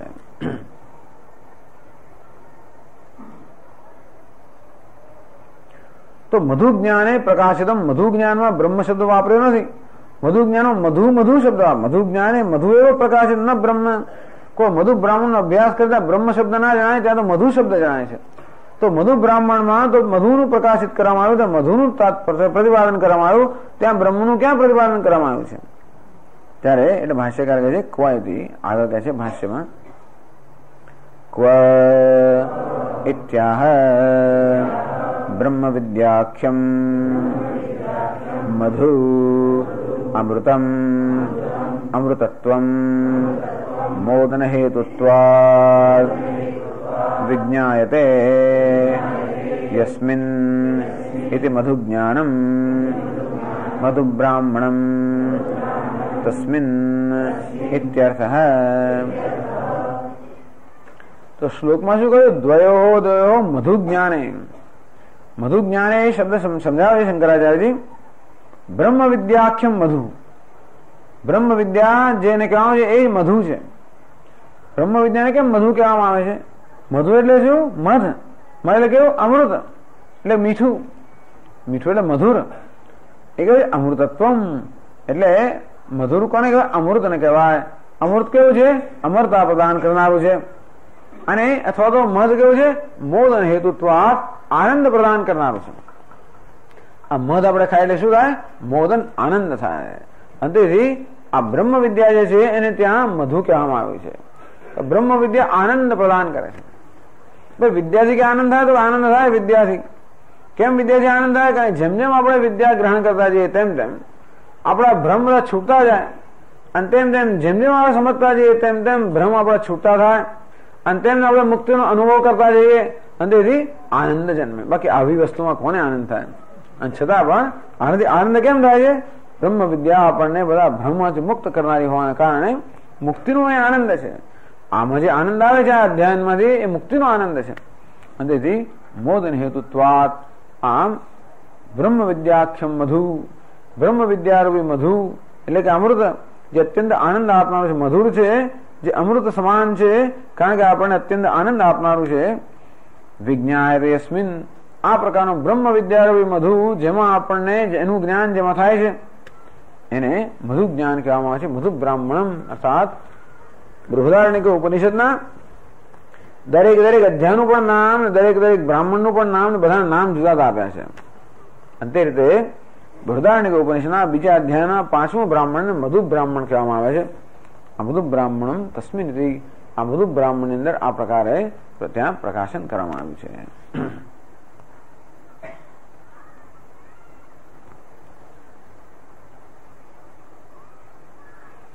હવે શબ્દસ્ય ક્વચિત આશ્રિતત્વમ રૂપવત અનુમીયતે તચ્ચ શબ્દાધિકરણમ સામાન્યતઃ સિદ્ધમ પારિશેષ્યાત આકાશમિતિ સિદ્ધમિતિ। આકાશ તત્વ છે એ જ અનુમાનનો વિષય છે। હવે પૃથ્વી તત્વ જે છે એ તો આપણે આપણા જ્ઞાનનો વિષય છે, પ્રત્યક્ષ। પૃથ્વી તત્વ, જળ તત્વ, વાયુ, અગ્નિ તત્વ, વાયુ તત્વ આ બધા આપણે આપણી જ્ઞાનેન્દ્રિયોથી એનો અનુભવ કરી શકીએ છીએ। પણ આકાશ જે છે આપણા અનુભવનો વિષય નથી। આકાશ તત્વ એ અનુભવનો વિષય નથી।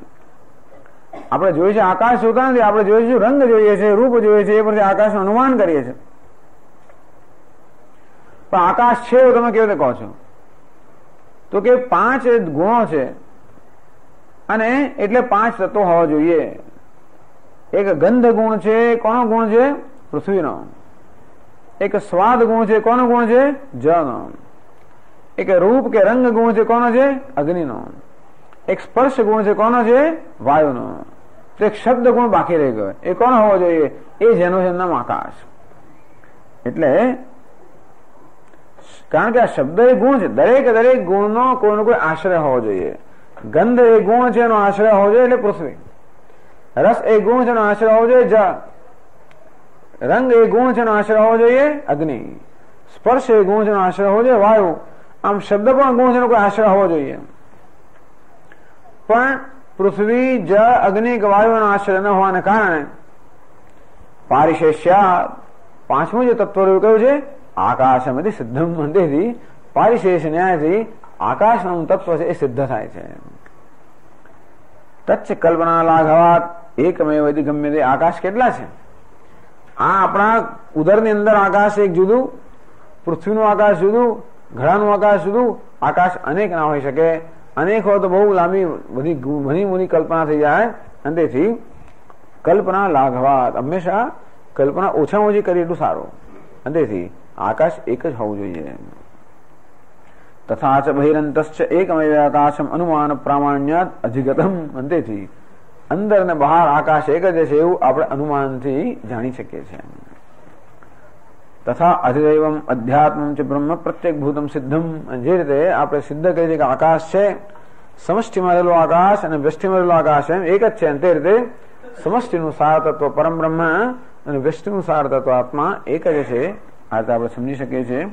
એ વસ્તુ સમજાવે છે. શંકરાચાર્ય કહે છે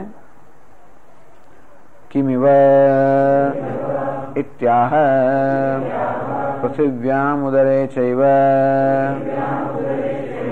યથા એકઃ આકાશઃ અનુમાનેન પ્રકાશિતઃ લોકે તદ્વદ ઇત્યર્થઃ.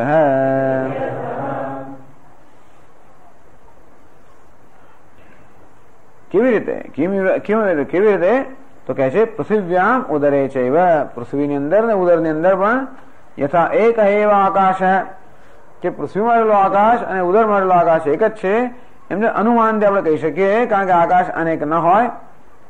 તેવી જ રીતે લોકે, જેવી રીતે લોકની અંદર આકાશનું ઐક્ય આપણે અનુમાનથી જાણીએ છીએ, તે રીતે શ્રુતિની અંદર સમષ્ટિ અને વ્યષ્ટિનું ઐક્ય આપણે શ્રુતિના પ્રમાણથી જાણીએ છીએ. અર્થાત આપણા અનુભવની અંદર આકાશનું ઐક્ય આપણે અનુમાન પ્રમાણથી જાણીએ છીએ, જ્યારે આ બ્રહ્મનું ઐક્ય આપણે શ્રુતિ પ્રમાણથી જાણીએ છીએ. અને આ રીતે બૃહદારણ્યક ઉપનિષદના મધુ બ્રાહ્મણમાં વ્યષ્ટિ અને સમષ્ટિનું એક એક સાર તત્વ એ પરમ બ્રહ્મ છે, એ જ પરમાત્મા છે. એ રીતે ત્યાં પણ જીવ અને બ્રહ્મનું ઐક્ય ત્યાં પ્રતિપાદન પ્રકાશિત કરવામાં આવ્યું છે. તૈત્રીય ઉપનિષદમાં પ્રકાશિત કરવામાં આવ્યું છે, જે જીવ અને બ્રહ્મનું ઐક્ય અમે યુક્તિ દ્વારા અહીંયા એનું પ્રતિપાદન કર્યું. અને તેથી અમે યુક્તિ દ્વારા પ્રતિપાદન કર્યું એને ઉપનિષદનું સમર્થન છે. તેથી અમારો જે આ તર્ક એ યુક્તિ છે એ શાસ્ત્રને અનુકૂળ તર્ક છે, નહીં કે કપોલ કલ્પિત તર્ક હોય. ઓમ પૂર્ણમદ પૂર્ણમિદમ પૂર્ણાત પૂર્ણમુદચ્યતે પૂર્ણસ્ય પૂર્ણમાદાય પૂર્ણમેવાવશિષ્યતે. ઓમ શાંતિ શાંતિ શાંતિ. શંકરં શંકરાચાર્યં કેશવં બાદરાયણં સૂત્રભાષ્યકૃતૌ વંદે ભગવन्तૌ પુનઃ પુનઃ. ઈશ્વરો ગુરુરાત્મેતિ મૂર્તિભેદવિભાગિને વ્યોમવદ્વ્યાપ્તદેહાય દક્ષિણામૂર્તયે નમઃ. ઓમ શાંતિ શાંતિ શાંતિ. હરિ ઓમ શ્રી ગુરુભ્યો નમઃ. હરિ ઓમ. ભદ્રં કર્ણેભિઃ શૃણુયામ દેવાઃ ભદ્રં પશ્યેમાક્ષભિર્યજત્રાઃ સ્થિરૈરङ्गैस्तुष्टुवागुंसस्तनूभिः देवहितं यदायुः. स्वस्ति न इन्द्रो वृद्धश्रवाः स्वस्ति नः पूषा विश्ववेदाः स्वस्ति नस्तार्क्ष्यो अरिष्टनेमिः स्वस्ति न बृहस्पतिर्दधातु. ओम शांति शांति शांति. ओम यो ब्रह्माणं विदधाति पूर्वं वेदांश प्रणोति तस्मै तं देवमात्मबुद्धिप्रकाशम् मुमुक्षुर्वै शरणमहं प्रपद्ये. ओम शांति शांति शांति. ओम नमो ब्रह्मादिभ्यो ब्रह्मविद्या संप्रदायकर्तृभ्यो महद्भ्यो नमो गुरुभ्यः. सर्वोपप्लवरहितः प्रज्ञानघनः प्रत्यगर्थो ब्रह्मैवाहमस्मि ब्रह्मैवाहमस्मि। ॐ नारायणं पद्मभवं वसिष्ठं शक्तिं च तत्पुत्रपराशरं च व्यासं शुकं गौडपदं महान्तं गोविन्दयोगीन्द्रमथास्य शिष्यम् शङ्कराचार्यमथास्य पद्मपादं च हस्तामलकं च शिष्यम् तन्तोटकं वार्तिककारमन्यनस्मद्गुरून् सन्ततमानतोऽस्मि। श्रुतिस्मृतिपुराणानाम् आलयं करुणालयं नमामि भगवत्पादं शङ्करं लोकशङ्करं शङ्करं शङ्कराचार्यं बादरायणं सूत्रभाष्यकृतौ वन्दे भगवन्तौ पुनः पुनः। ईश्वरो गुरुरात्मेति मूर्तिभेदविभागिने व्योमवद्व्याप्तदेहाय दक्षिणामूर्तये नमः। ॐ प्रज्ञानां सुप्रतानै स्थिरचरनिकरव्यापिभिर्व्याप्य लोकान् भुक्त्वा भोगान् स्तविष्टान् पुनरपि धिषणोत् भासितान् कामजन्यान् पीत्वा सर्वान् विशेषान् स्वपिति मधुरभुं मायया भोजयन् मायासङ्ख्यातुरीयं परममृतमजं ब्रह्म यत्तन्नतोऽस्मि। यो विश्वात्मा विधिय विषयान् भोगान् स्तविष्टान् पश्चाच्चान्यान् स्वमतिविभवान् ज्योतिषा स्वेन सूक्ष्मान् सर्वानेतान् पुनरपि शनैः स्वात्मनि स्थापयित्वा हित्वा सर्वान् विशेषान् विगतगुणगणः पात्वसौ नः तुरीयः। रसादयो हि ये कोशाः व्याख्यातास्तैत्तिरीयके तेषामात्मा परो जीवः खञ्यथा सम्प्रकाशितः द्वयोर्मधुज्ञाने परं ब्रह्म प्रकाशितम् पृथिव्यामुदरे चैव यथाकाशः प्रकाशितः।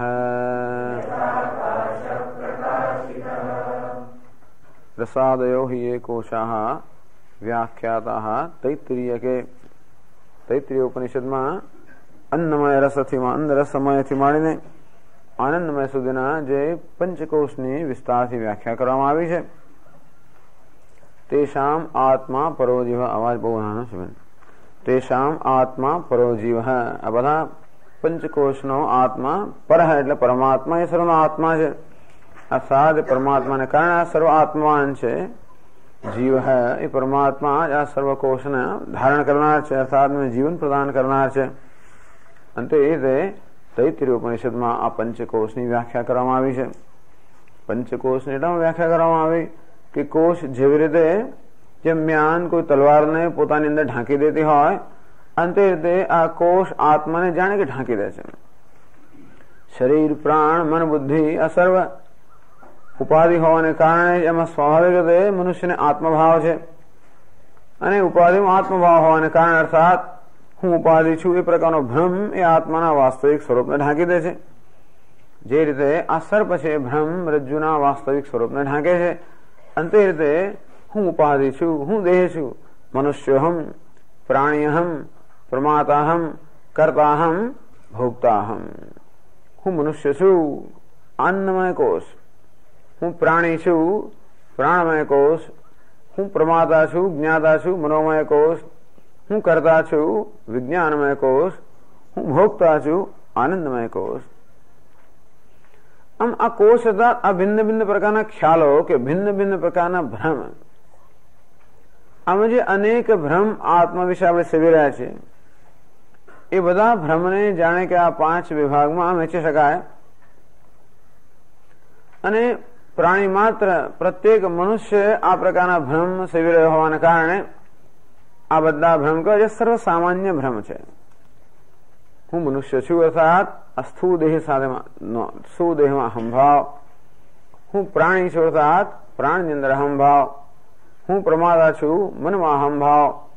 હું કરતા છું, બુદ્ધિમાં અહંભાવ. હું ભોગતા છું, સુખમાં અહંભાવ. જ્યાં સુધી આ બધા અહંભાવ છે ત્યાં સુધી આત્માના વાસ્તવિક સ્વરૂપનું ક્યારેય પ્રકાશન ન થાય.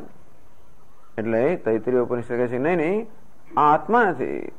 હું મનુષ્ય છું એને આત્મા કહી શકાય એક સ્તરથી, પરંતુ એ વાસ્તવમાં મારું વાસ્તવિક સ્વરૂપ નથી. હું પ્રાણી છું એને પણ આત્મા કહી શકાય એક સ્તરથી.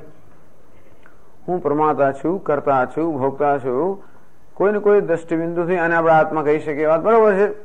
તો વાસ્તવમાં બ્રહ્મ પુચ્છમ પ્રતિષ્ઠા. આમ પરમ બ્રહ્મ એ જ આ સર્વનો આત્મા છે. એને કારણે આ સર્વ આત્મવાન છે. એને કારણે જ આ સર્વ ભ્રમ પણ છે. આ સર્વ ભ્રમને જોડતું જે એકમાત્ર સૂત્ર છે એ જ પરમાત્મા કે પરમ બ્રહ્મ. આ રીતે પરમાત્માને ત્યાં પરમ બ્રહ્મને આત્મ સ્વરૂપે પ્રકાશિત કરવામાં આવ્યું. દ્વયોર મધુજ્ઞાને પરમ બ્રહ્મ પ્રકાશિતમ. અને જ રીતે બૃહદારણ્યક ઉપનિષદમાં પણ દ્વયો આ બબ્બેની જોડમાં આધ્યાત્મિક એટલે વ્યષ્ટિ, આધ્યાત્મિક અર્થાત સમષ્ટિ. આમ વ્યષ્ટિ અને સમષ્ટિ આ દ્વયો એટલે કે આ બંને જોડમાં પરમ બ્રહ્મ પ્રકાશિતમ. વ્યક્તિનું જે સત્ય છે પરમ એ જ સમષ્ટિનું પણ સત્ય છે અને એ જ પરમ બ્રહ્મ છે. પૂર્ણમિદમ અધ અર્થાત એ પરમાત્મા કે સમષ્ટિ એ પૂર્ણ છે. ઇદમ અર્થાત વ્યષ્ટિ કે વ્યક્તિ એ પણ પૂર્ણ છે. એક જ પૂર્ણ પરમાત્મા આ સમષ્ટિ રૂપે ભાસી રહ્યો છે. એ જ પૂર્ણ પરમાત્મા આ વ્યષ્ટિ રૂપે ભાસી રહ્યો છે. સમષ્ટિ અને વ્યષ્ટિ એ બંને ખ્યાલો જેના પર અધ્યારોપિત થયા છે એવો બંને ખ્યાલોથી મુક્ત, બંને ખ્યાલોનું અધિષ્ઠાન એવો પરમાત્મા પૂર્ણ છે. અને આ રીતે વ્યષ્ટિ અને સમષ્ટિના સંદર્ભમાં, પંચકોશના સંદર્ભમાં તૈત્રીય ઉપનિષદ અંદર જીવ અને બ્રહ્મના ઐક્યનું પ્રતિપાદન કરવામાં આવ્યું. અને વ્યષ્ટિ અને સમષ્ટિના સંદર્ભમાં બૃહદારણ્યક ઉપનિષદમાં વળી જીવ અને બ્રહ્મના ઐક્યનું પ્રતિપાદન કરવામાં આવ્યું.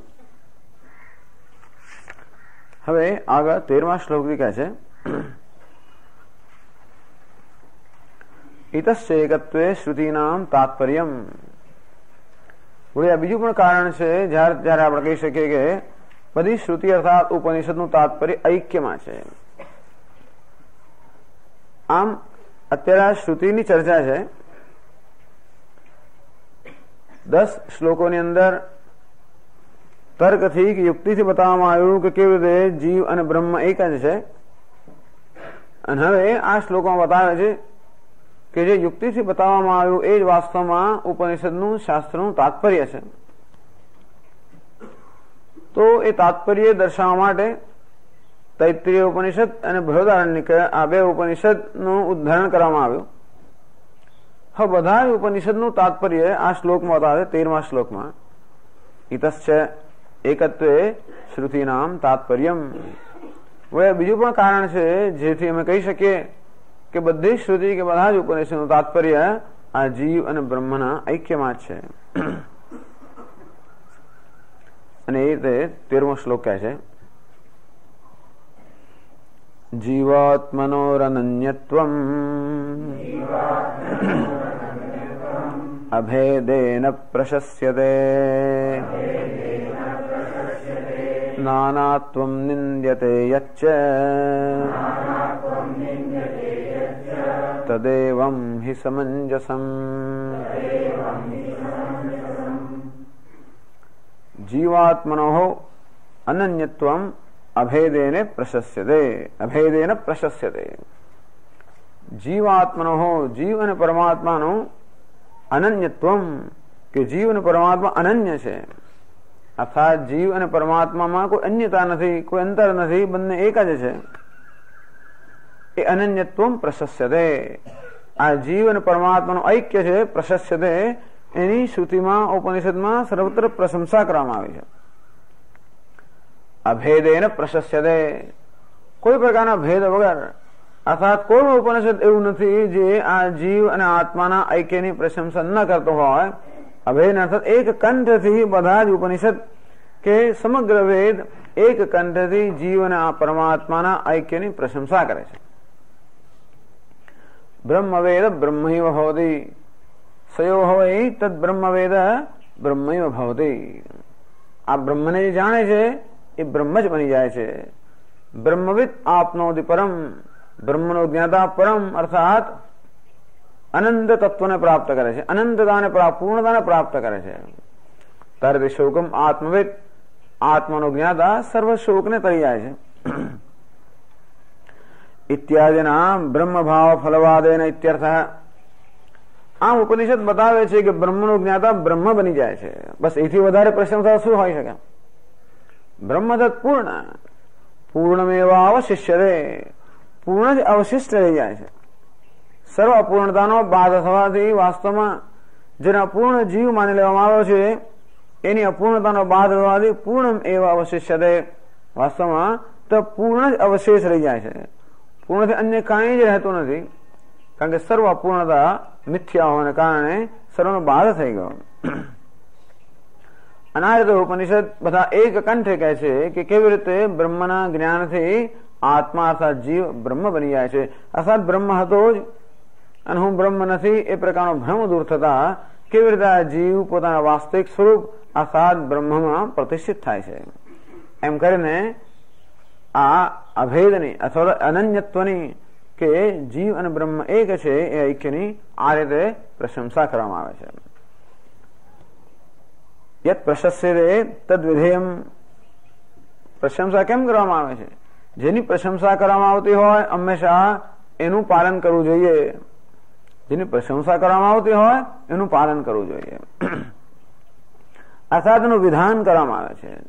ઉપનિષદ વિધાન કરવા માંગે છે કે આ જીવ અને બ્રહ્મ વાસ્તવમાં એક જ છે અને એ જીવ અને બ્રહ્મના એકત્વનું વિધાન કરવા માટે આ જીવ બ્રહ્મના ઐક્યનું જ્ઞાન છે, જ્ઞાનની પ્રશંસા કરે છે. એકત્વ દર્શને ફલવારોપત્તિ ઉપલંભાત એકત્વમ પ્રશસ્તવાત વિવક્ષિતમિતિ ભાવ. આમ જીવ અને બ્રહ્મના એકત્વની પ્રશંસા આપણને પ્રાપ્ત થાય છે. એ પરથી આપણે નક્કી કરી શકીએ કે જીવ અને બ્રહ્મના ઐક્યનું પ્રતિપાદન કરવાની જ વાસ્તવમાં શ્રુતિનું પ્રતિપાદન કરવામાં જ શ્રુતિનું તાત્પર્ય છે. આમ કોઈક આપણે કઈ કહેતો એનું તાત્પર્ય શું છે, શું ખબર પડે? શ્રુતિ આપણને કહે છે તો જેની પ્રશંસા થાય એ હંમેશા તાત્પર્ય હોય અને જેની નિંદા થાય એને હંમેશા, જેની પ્રશંસા થાય એના ગ્રહણમાં તાત્પર્ય હોય, એના અનુષ્ઠાનમાં તાત્પર્ય હોય, જેની નિંદા થાય એના ત્યાગમાં તાત્પર્ય હોય. જચ્ચનેકત્વમ સર્વ પ્રાણી સાધારણમ તદ નિંદ્યમાનમ દૃશ્યતે. ઉપનિષદમાં આપણે નિંદા પણ જોઈએ છે. સર્વ પ્રાણી સાધારણમ અનેકત્વમ. પ્રાણી માત્ર જે અનેકત્વને સત્યતા આપે છે. પ્રાણી માત્ર અજ્ઞાનને કારણે જીવ અને પરમાત્મા વચ્ચે અનેકત્વને, ભેદને સત્યતા આપે છે. એ ભેદ દ્રષ્ટિ છે કે હું ભિન્ન છું અને ઈશ્વર ભિન્ન છે, હું ભિન્ન છું, જગત ભિન્ન છે. આ પ્રકારની ભેદ દ્રષ્ટિ જેને સામાન્ય પ્રાણી અજ્ઞાનને કારણે સત્યતા આપે છે, આ ભેદ દ્રષ્ટિની આપણે વારંવાર નિંદા થતી જોઈએ છે. યનિંદ્યતે તદ નિષિધ્યતે ઇતિ ન્યાયાત નાનાત્વમ ન શાસ્ત્રાર્થો ભવતિ. જેની નિંદા કરવામાં આવે એનું એ નિંદા શેના માટે કરવામાં આવે છે? નિષેધ માટે નિંદા કરવામાં આવે. આપણે વાતને એની પાસે કરાવવા ઈચ્છતા હોઈએ તો એની પાસે જે કરાવવા ઈચ્છતા હોય પ્રશંસા કરીએ. સ્કૂલમાં ન જતો હોય, ભણતો ના હોય, કે જો ભણવાથી શું થાય, જો તારા કાકા કેવું ભણ્યા છે અને માટે ભણી જો કેવા અમેરિકા ગયા અને પછી કેવાનો બંગલો થયો અને કેવી મોટર ગાડી છે, એમ કરીને ભણવાની પ્રશંસા કરીને ફળથી પ્રશંસા પણ કેમ થાય, એનું ફળ દર્શાવીને પ્રશંસા થાય. કારણ કે ભણવાથી લાભ થાય છે એવું એને ખબર પડે, એને ભણવામાં રસ નથી, પરંતુ ભણવાને કારણે જે લાભ થાય છે એમાં માણસના રસ હોય હંમેશા. કારણ કે ભણવામાં તો મુશ્કેલ, કારણ કે એમાં તો પરિશ્રમ કરવો પડે, પરિશ્રમમાં કોઈને રસ ના હોય, પરંતુ આ પરિશ્રમ કરવાથી ઘણું મહાન ફળ મળશે એવું જયારે થાય ત્યારે મનુષ્ય પરિશ્રમ કરવા તૈયાર થાય. અને એ ભણવાથી વિરુદ્ધની નિંદા કરવામાં આવે.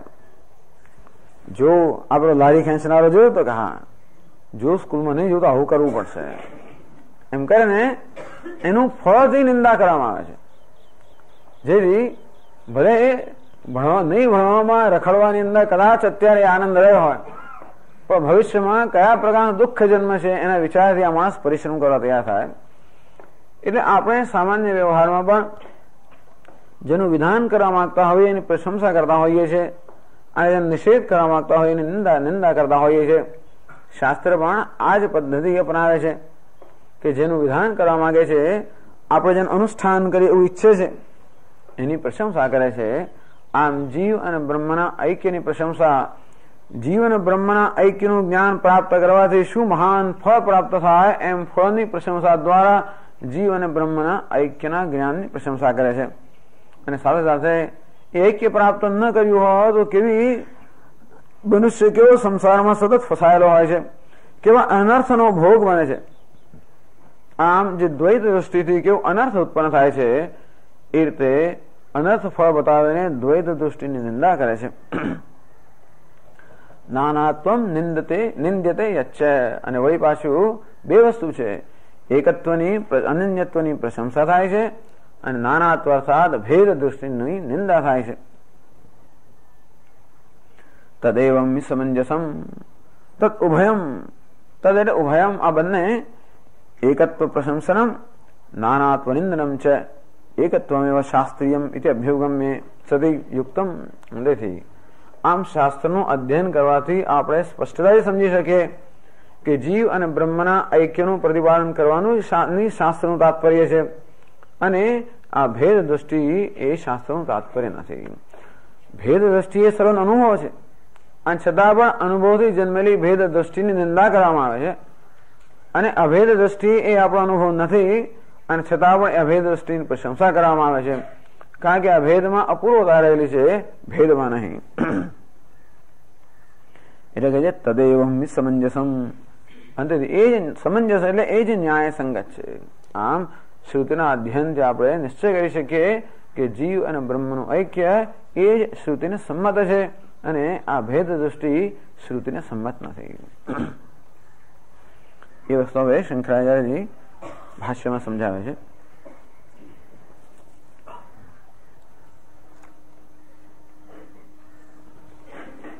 યદ્યુક્તિતઃ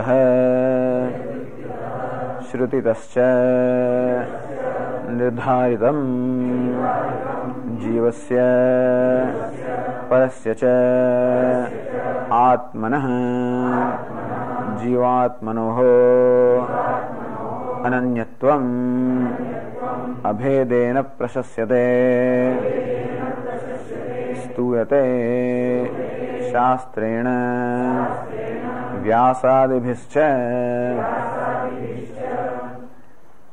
યુક્તિતઃ શ્રુતિતસ્ય નિર્ધારિતમ, અત્યાર સુધીના 12 શ્લોકોમાં યુક્તિની મદદથી અને શ્રુતિના ઉદાહરણથી જેનો નિર્ધાર કરવામાં આવ્યો. જીવસ્ય પરસ્ય ચ આત્મનઃ અનન્યત્વમ. આમ અત્યાર સુધીના 12 શ્લોકમાં પહેલા 10 શ્લોકની અંદર યુક્તિપૂર્વક સમજાવવામાં આવ્યું કે કેમ જીવ અને પરમાત્મા એક છે, અને 11 અને 12મા શ્લોકમાં શ્રુતિ, આમ શ્રુતિના મંત્રના ઉદાહરણથી સમજાવવામાં આવ્યું કે શ્રુતિનું પણ એ જ તાત્પર્ય છે. એ જીવાત્મનો અનન્યત્વમ અભેદેન પ્રશસ્યતે. અભેદેન એક રસત્વેન વિવક્ષ્યતે. એક રસત્વેન એક સ્વરત્વેન, એક સ્વરથી એક કંઠથી બધા જ ઉપનિષદ આ અનન્યત્વની પ્રશંસા કરે છે. સ્તુયતે શાસ્ત્રેણ વ્યાસાદિભિશ્ચ. શાસ્ત્ર જ માત્ર આ અભેદની પ્રશંસા કરે છે એમની વ્યાસાદિભિશ્ચ. આ મહર્ષિ વેદ વ્યાસ એવા મહાપુરુષો જે સર્વજ્ઞ, જે મહાન અને સર્વજ્ઞ ગણાય છે અને વળી ઈશ્વરનો પણ અંશ ગણાય છે, એ પણ એની પ્રશંસા કરે છે. ઘણી વાર હોય કે શાસ્ત્રમાં કોઈ વસ્તુ કહેવામાં આવી હોય, પરંતુ જો શિષ્ટ પુરુષ હોય કે મહાપુરુષ હોય એનો સ્વીકાર ન કર્યો હોય તો એ કદાચ શાસ્ત્રને આપણે સ્વીકાર્ય ન ગણીએ. ઘણા ગ્રંથોમાં બધું કહેવામાં આવ્યું હોય અને છતાં પણ એ ગ્રંથોને ખરેખર કોઈ મહાપુરુષોનું સમર્થન છે કે નહીં, એ અગત્યની વસ્તુ છે. અને તેથી તુલસીદાસજી મહારાજ રામચરિત માનસની રચના તો કરે, પરંતુ એ ગ્રંથ જે છે એ ત્યારે જ લોકો વડે સ્વીકારાય જ્યારે શિષ્ટ પુરુષો કે વિદ્વજ્જનો એ ગ્રંથનો સ્વીકાર કરે. અને એટલા જ માટે કોઈ પણ ગ્રંથની રચના કર્યા પછી વિદ્વાનો સમક્ષ એ ગ્રંથ પ્રસ્તુત કરવામાં આવે અને વિદ્વાનો જયારે એને સર્ટિફિકેટ આપે કે હા ભાઈ આ ગ્રંથ ખરેખર ઉત્કૃષ્ટ છે, અને ત્યારે એ ગ્રંથનો સ્વીકાર થાય, નહીં તો ન થાય. અંતે ભલે શ્રુતિની અંદર બધું કહેવામાં આવ્યું હોય કે જીવ અને બ્રહ્મ એક છે, એની પ્રશંસા પણ કરવામાં આવી હોય, તો કદાચ કોઈ વિદ્વાનોએ કે મહાપુરુષોએ કદાચ એ દ્રષ્ટિનું ક્યારેય પણ એનું અનુશીલન ન કર્યું હોય તો આપણે શંકા થાય કે શાસ્ત્રમાં જે કહેવામાં આવ્યું છે એ વાસ્તવિક છે કે નહીં. તો કે નહીં, શાસ્ત્રમાં જે કહેવામાં આવ્યું છે વ્યાસ, વેદ વ્યાસ અને મહાપુરુષોએ પણ એનું અનુશીલન કરીને એને ખરેખર એ પોતાના જીવનમાં અનુભવેલું છે અને એમણે પણ એની પ્રશંસા કરેલી છે.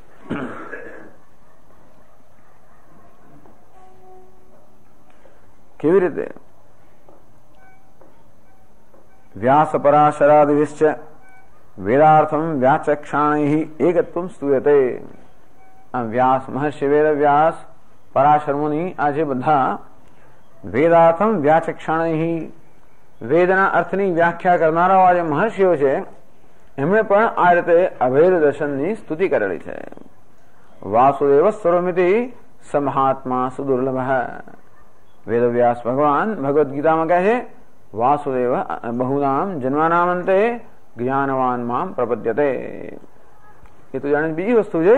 વાસુદેવ સર્વમિતિ જ્ઞાનવાન મામ પ્રપદ્યતે. આ સર્વ વાસુદેવ છે. પ્રશંસા ક્યાં આવી? સ મહાત્મા સુદુર્લભ. જે પ્રશંસા અહીંયા આવી. વાસુદેવ સર્વમિતિ. આમ આ પ્રકારે વાસુદેવ સર્વ છે એ રીતે જે મને જાણે છે. સ મહાત્મા, એ મહાત્મા સુદુર્લભ, અત્યંત દુર્લભ છે. એ મહાત્માની દુર્લભતા કહીને, આ જ્ઞાનની દુર્લભતા કહીને જ્ઞાનની પ્રશંસા કરી અને આ રીતે અભેદની પ્રશંસા, અભેદના જ્ઞાનની ગીતામાં આ રીતે પ્રશંસા થઈ. અહમ હરિ સર્વમિદમ જનાર્દન નાન્યતઃ કાર્ય કારણ કાર્યજાતમ ઇત્યાદિ વાક્યૈ. અહમ હરિ સર્વમિદમ જનાર્દન. હું હરિ છું, આ સર્વ જનાર્દન છે. નાન્યતઃ કારણ કાર્યજાતમ. હરિથી, જનાર્દનથી અન્ય કારણ. હવે જેની બધા પાસે પુસ્તક હોવું જ જોઈએ. કોઈ બીજાના પુસ્તકમાં જોવાનું આ બધી વસ્તુ બરાબર નથી. વધારે પુસ્તકો આપણે લાવેલા છે. જેની પાસે ન હોય બધા પુસ્તકો મેળવી લેવાના અને તેથી પોતાનું પુસ્તક વાપરવાનું. પોતાનું પુસ્તક વગર માણસ અભ્યાસ કેમ કરી શકે? આમ જોવાનું નહીં. પોતાનું જેની પાસે ન હોય એ પુસ્તકો વૈકુંઠ પાસે લઈ લે. અહમ હરિ સર્વમિદમ જનાર્દન નાન્યતઃ કારણ કાર્યજાતમ. હું હરિ છું, સર્વમિદમ જનાર્દન. આમ જીવ અને બ્રહ્મનો ઐક્ય, હરિ અને જનાર્દન એક છે. હું અર્થાત આત્મા હરિ છે, આ સર્વ જનાર્દન છે. અને તેથી હું પણ બ્રહ્મ છું, આ સર્વ પણ બ્રહ્મ છે. નાન્યતઃ કારણ કાર્યજાતમ. એને અન્ય કારણ કે કાર્યજાત એને અન્ય કઈ છે જ નહીં. અર્થાત કારણ કાર્યજાત જગત જે છે એ હરિ કે જનાર્દન કે પરમ બ્રહ્મ અન્ય કઈ જ નથી. ઈદૃંગમનો યસ્ય તસ્ય ભૂયો ભવોદ્ભવો દ્વંદ્વગતો ભવંતી ઇતિ ઉત્તરાર્ધમ. ઈદૃંગમન યસ્ય, આ પ્રકારનું જેનું જ્ઞાન છે, તસ્ય ભૂય ભવોદ્ભવ, એને ક્યારેય ફરી ભવનો ઉદ્ભવ થતો નથી. અર્થાત એને ક્યારેય પણ ફરી જન્મ લેવો પડતો નથી. અંતેથી આ પ્રમાણે અહીં પણ આ અભેદ દ્રષ્ટિની પ્રશંસા કરવામાં આવી છે. વ્યાસાદિભિશ્ચ. તો જેમ શંકરાચાર્ય કહ્યું ભાષ્યમાં, જીવાત્મનો અનન્યત્વમ અભેદેન પ્રશસ્યતે સ્તુયતે શાસ્ત્રેણ વ્યાસાદિભિશ્ચ. પછી આગળ કહે છે ભાષ્યમાં, યચ્ચ સર્વ પ્રાણી સાધારણમ સ્વાભાવિકમ શાસ્ત્ર બહિષ્કૃતૈઃ કુતાર્કિકૈઃ વિરચિતમ નાનાત્વ દર્શનમ નિંદ્યતે નતુ તદ્વિતીયમસ્તિ દ્વિતીયાદ્વૈ ભયં ભવતિ ઉદરમંતરં કુરુતે અથ તસ્ય ભયં ભવતિ ઇદં સર્વં યદયમાત્મા મૃત્યો સમૃત્યુમાપ્નોતિ યેહ નાનેવ પશ્યતિ ઇત્યાદિ વાક્યૈશ્ચ અન્યૈશ્ચ બ્રહ્મવિદ્ભિઃ યચ્ચ એતદ તદેવં હિ સમંજસં રુજ્વવબોધમ ન્યાય્યમ ઇત્યર્થઃ. યચ્ચ અને વળી સર્વ પ્રાણી સાધારણમ સ્વાભાવિકમ નાનાત્વ દર્શનમ. નાનાત્વ દર્શન એટલે અનેકત્વનું દર્શન કરવું. હું પણ ભિન્ન છું, આ જગત પણ ભિન્ન છે. તેથી પૃથક્ત્વેન તુ યજ્ઞાનમ નાના ભાવાન પૃથક વિધાન વેત્તિ સર્વેષુ ભૂતેષુ તજ્ઞાનમ વિદ્ધિ રાજસમ. આમ એ પ્રકારનું જ્ઞાન કે બધા આત્મા એકબીજાથી ભિન્ન ભિન્ન છે, હું પણ ભિન્ન છું અને આ સમગ્ર જગતમાંથી ભિન્ન છે, અને જગતની અંદર પણ પ્રત્યેક આત્મા એકબીજાથી ભિન્ન છે. આ પ્રકારનું જે ભેદ દર્શન છે સ્વાભાવિક છે. સર્વ પ્રાણી સાધારણમ, આ બધા આ પ્રાણી માત્ર માટે સર્વસાધારણ દર્શન છે. કારણ કે પ્રત્યેક મનુષ્ય અજ્ઞાન લઈને જન્મ્યા હોવાને કારણે, આ દેહની અંદર અહમ ભાવ ધરાવતો હોવાને કારણે પોતાને અન્યથી અભિન્ન માનતો હોય. કારણ કે આ દેહ બીજા બધા દેહથી ભિન્ન હોવાને કારણે જયારે દેહને જ આત્મા માને ત્યારે સ્વાભાવિક છે કે હું બીજા બધા કરતા ભિન્ન છું. આમ ભેદ દૃષ્ટિ સર્વ સામાન્ય છે. સર્વ પ્રાણી સાધારણ સ્વાભાવિકમ આવિદ્યકમ. સ્વાભાવિક અર્થાત જે સ્વભાવ આ તો પોતાની સાથે જન્મેલું છે, અર્થાત જેને ઉત્પન્ન કરવામાં આવ્યું નથી એનું નામ સ્વાભાવિક. અર્થાત અવિદ્યા કેવી છે? અનાદિ. અને તેથી આ અજ્ઞાન ભેદ દૃષ્ટિ જે અનાદિ છે, સ્વભાવથી ચાલી આવેલી છે. આવું સર્વ પ્રાણી સાધારણમ નાનાત્વ દર્શનમ. અને એટલું જ નહીં કે સર્વ પ્રાણી સાધારણ અજ્ઞાની મનુષ્યો કે પ્રાણી માત્ર તો આ ભેદ દૃષ્ટિ ધરાવતા જ હોય, પરંતુ વળી પાછા કહેવાતા બુદ્ધિમાન મનુષ્યો આ ભેદ દૃષ્ટિનું સમર્થન કરે છે. શાસ્ત્ર બહિષ્કૃતૈઃ કુતાર્કિકૈઃ વિરચિતમ. શાસ્ત્ર બહિષ્કૃતૈઃ, શાસ્ત્રથી જે બહાર છે એવા શાસ્ત્રે જેનો બહિષ્કાર કર્યો છે, શાસ્ત્રનો જેને બહિષ્કાર કર્યો છે એવા અતિથી શાસ્ત્રીય દ્રષ્ટિનું અનુસરણ ન કરનારા. કુતાર્કિકૈઃ, શા માટે શાસ્ત્રીય દ્રષ્ટિનું અનુસરણ કરવામાં એમને કેમ આટલી મુશ્કેલી પડે છે? કુતાર્કિકૈઃ, કારણ કે અનેક પ્રકારના વિકૃત તર્ક પ્રસ્તુત કરીને શાસ્ત્રની દ્રષ્ટિ કરતા એ પોતાનો અભિપ્રાય ભેદ બતાવે છે. આમ શાસ્ત્રમાં બહુ સ્પષ્ટ કહેવામાં આવ્યું છે તત્વમસી અહમ બ્રહ્માસ્મિ. આ અનેક મહાવાક્યો વડે જીવ અને બ્રહ્મના ઐક્યનું બહુ સ્પષ્ટતાથી પ્રતિપાદન કરવામાં આવ્યું છે. સયશ્ચાયમ પુરુષે યશ્ચાસાવાદિત્યે સ એકઃ.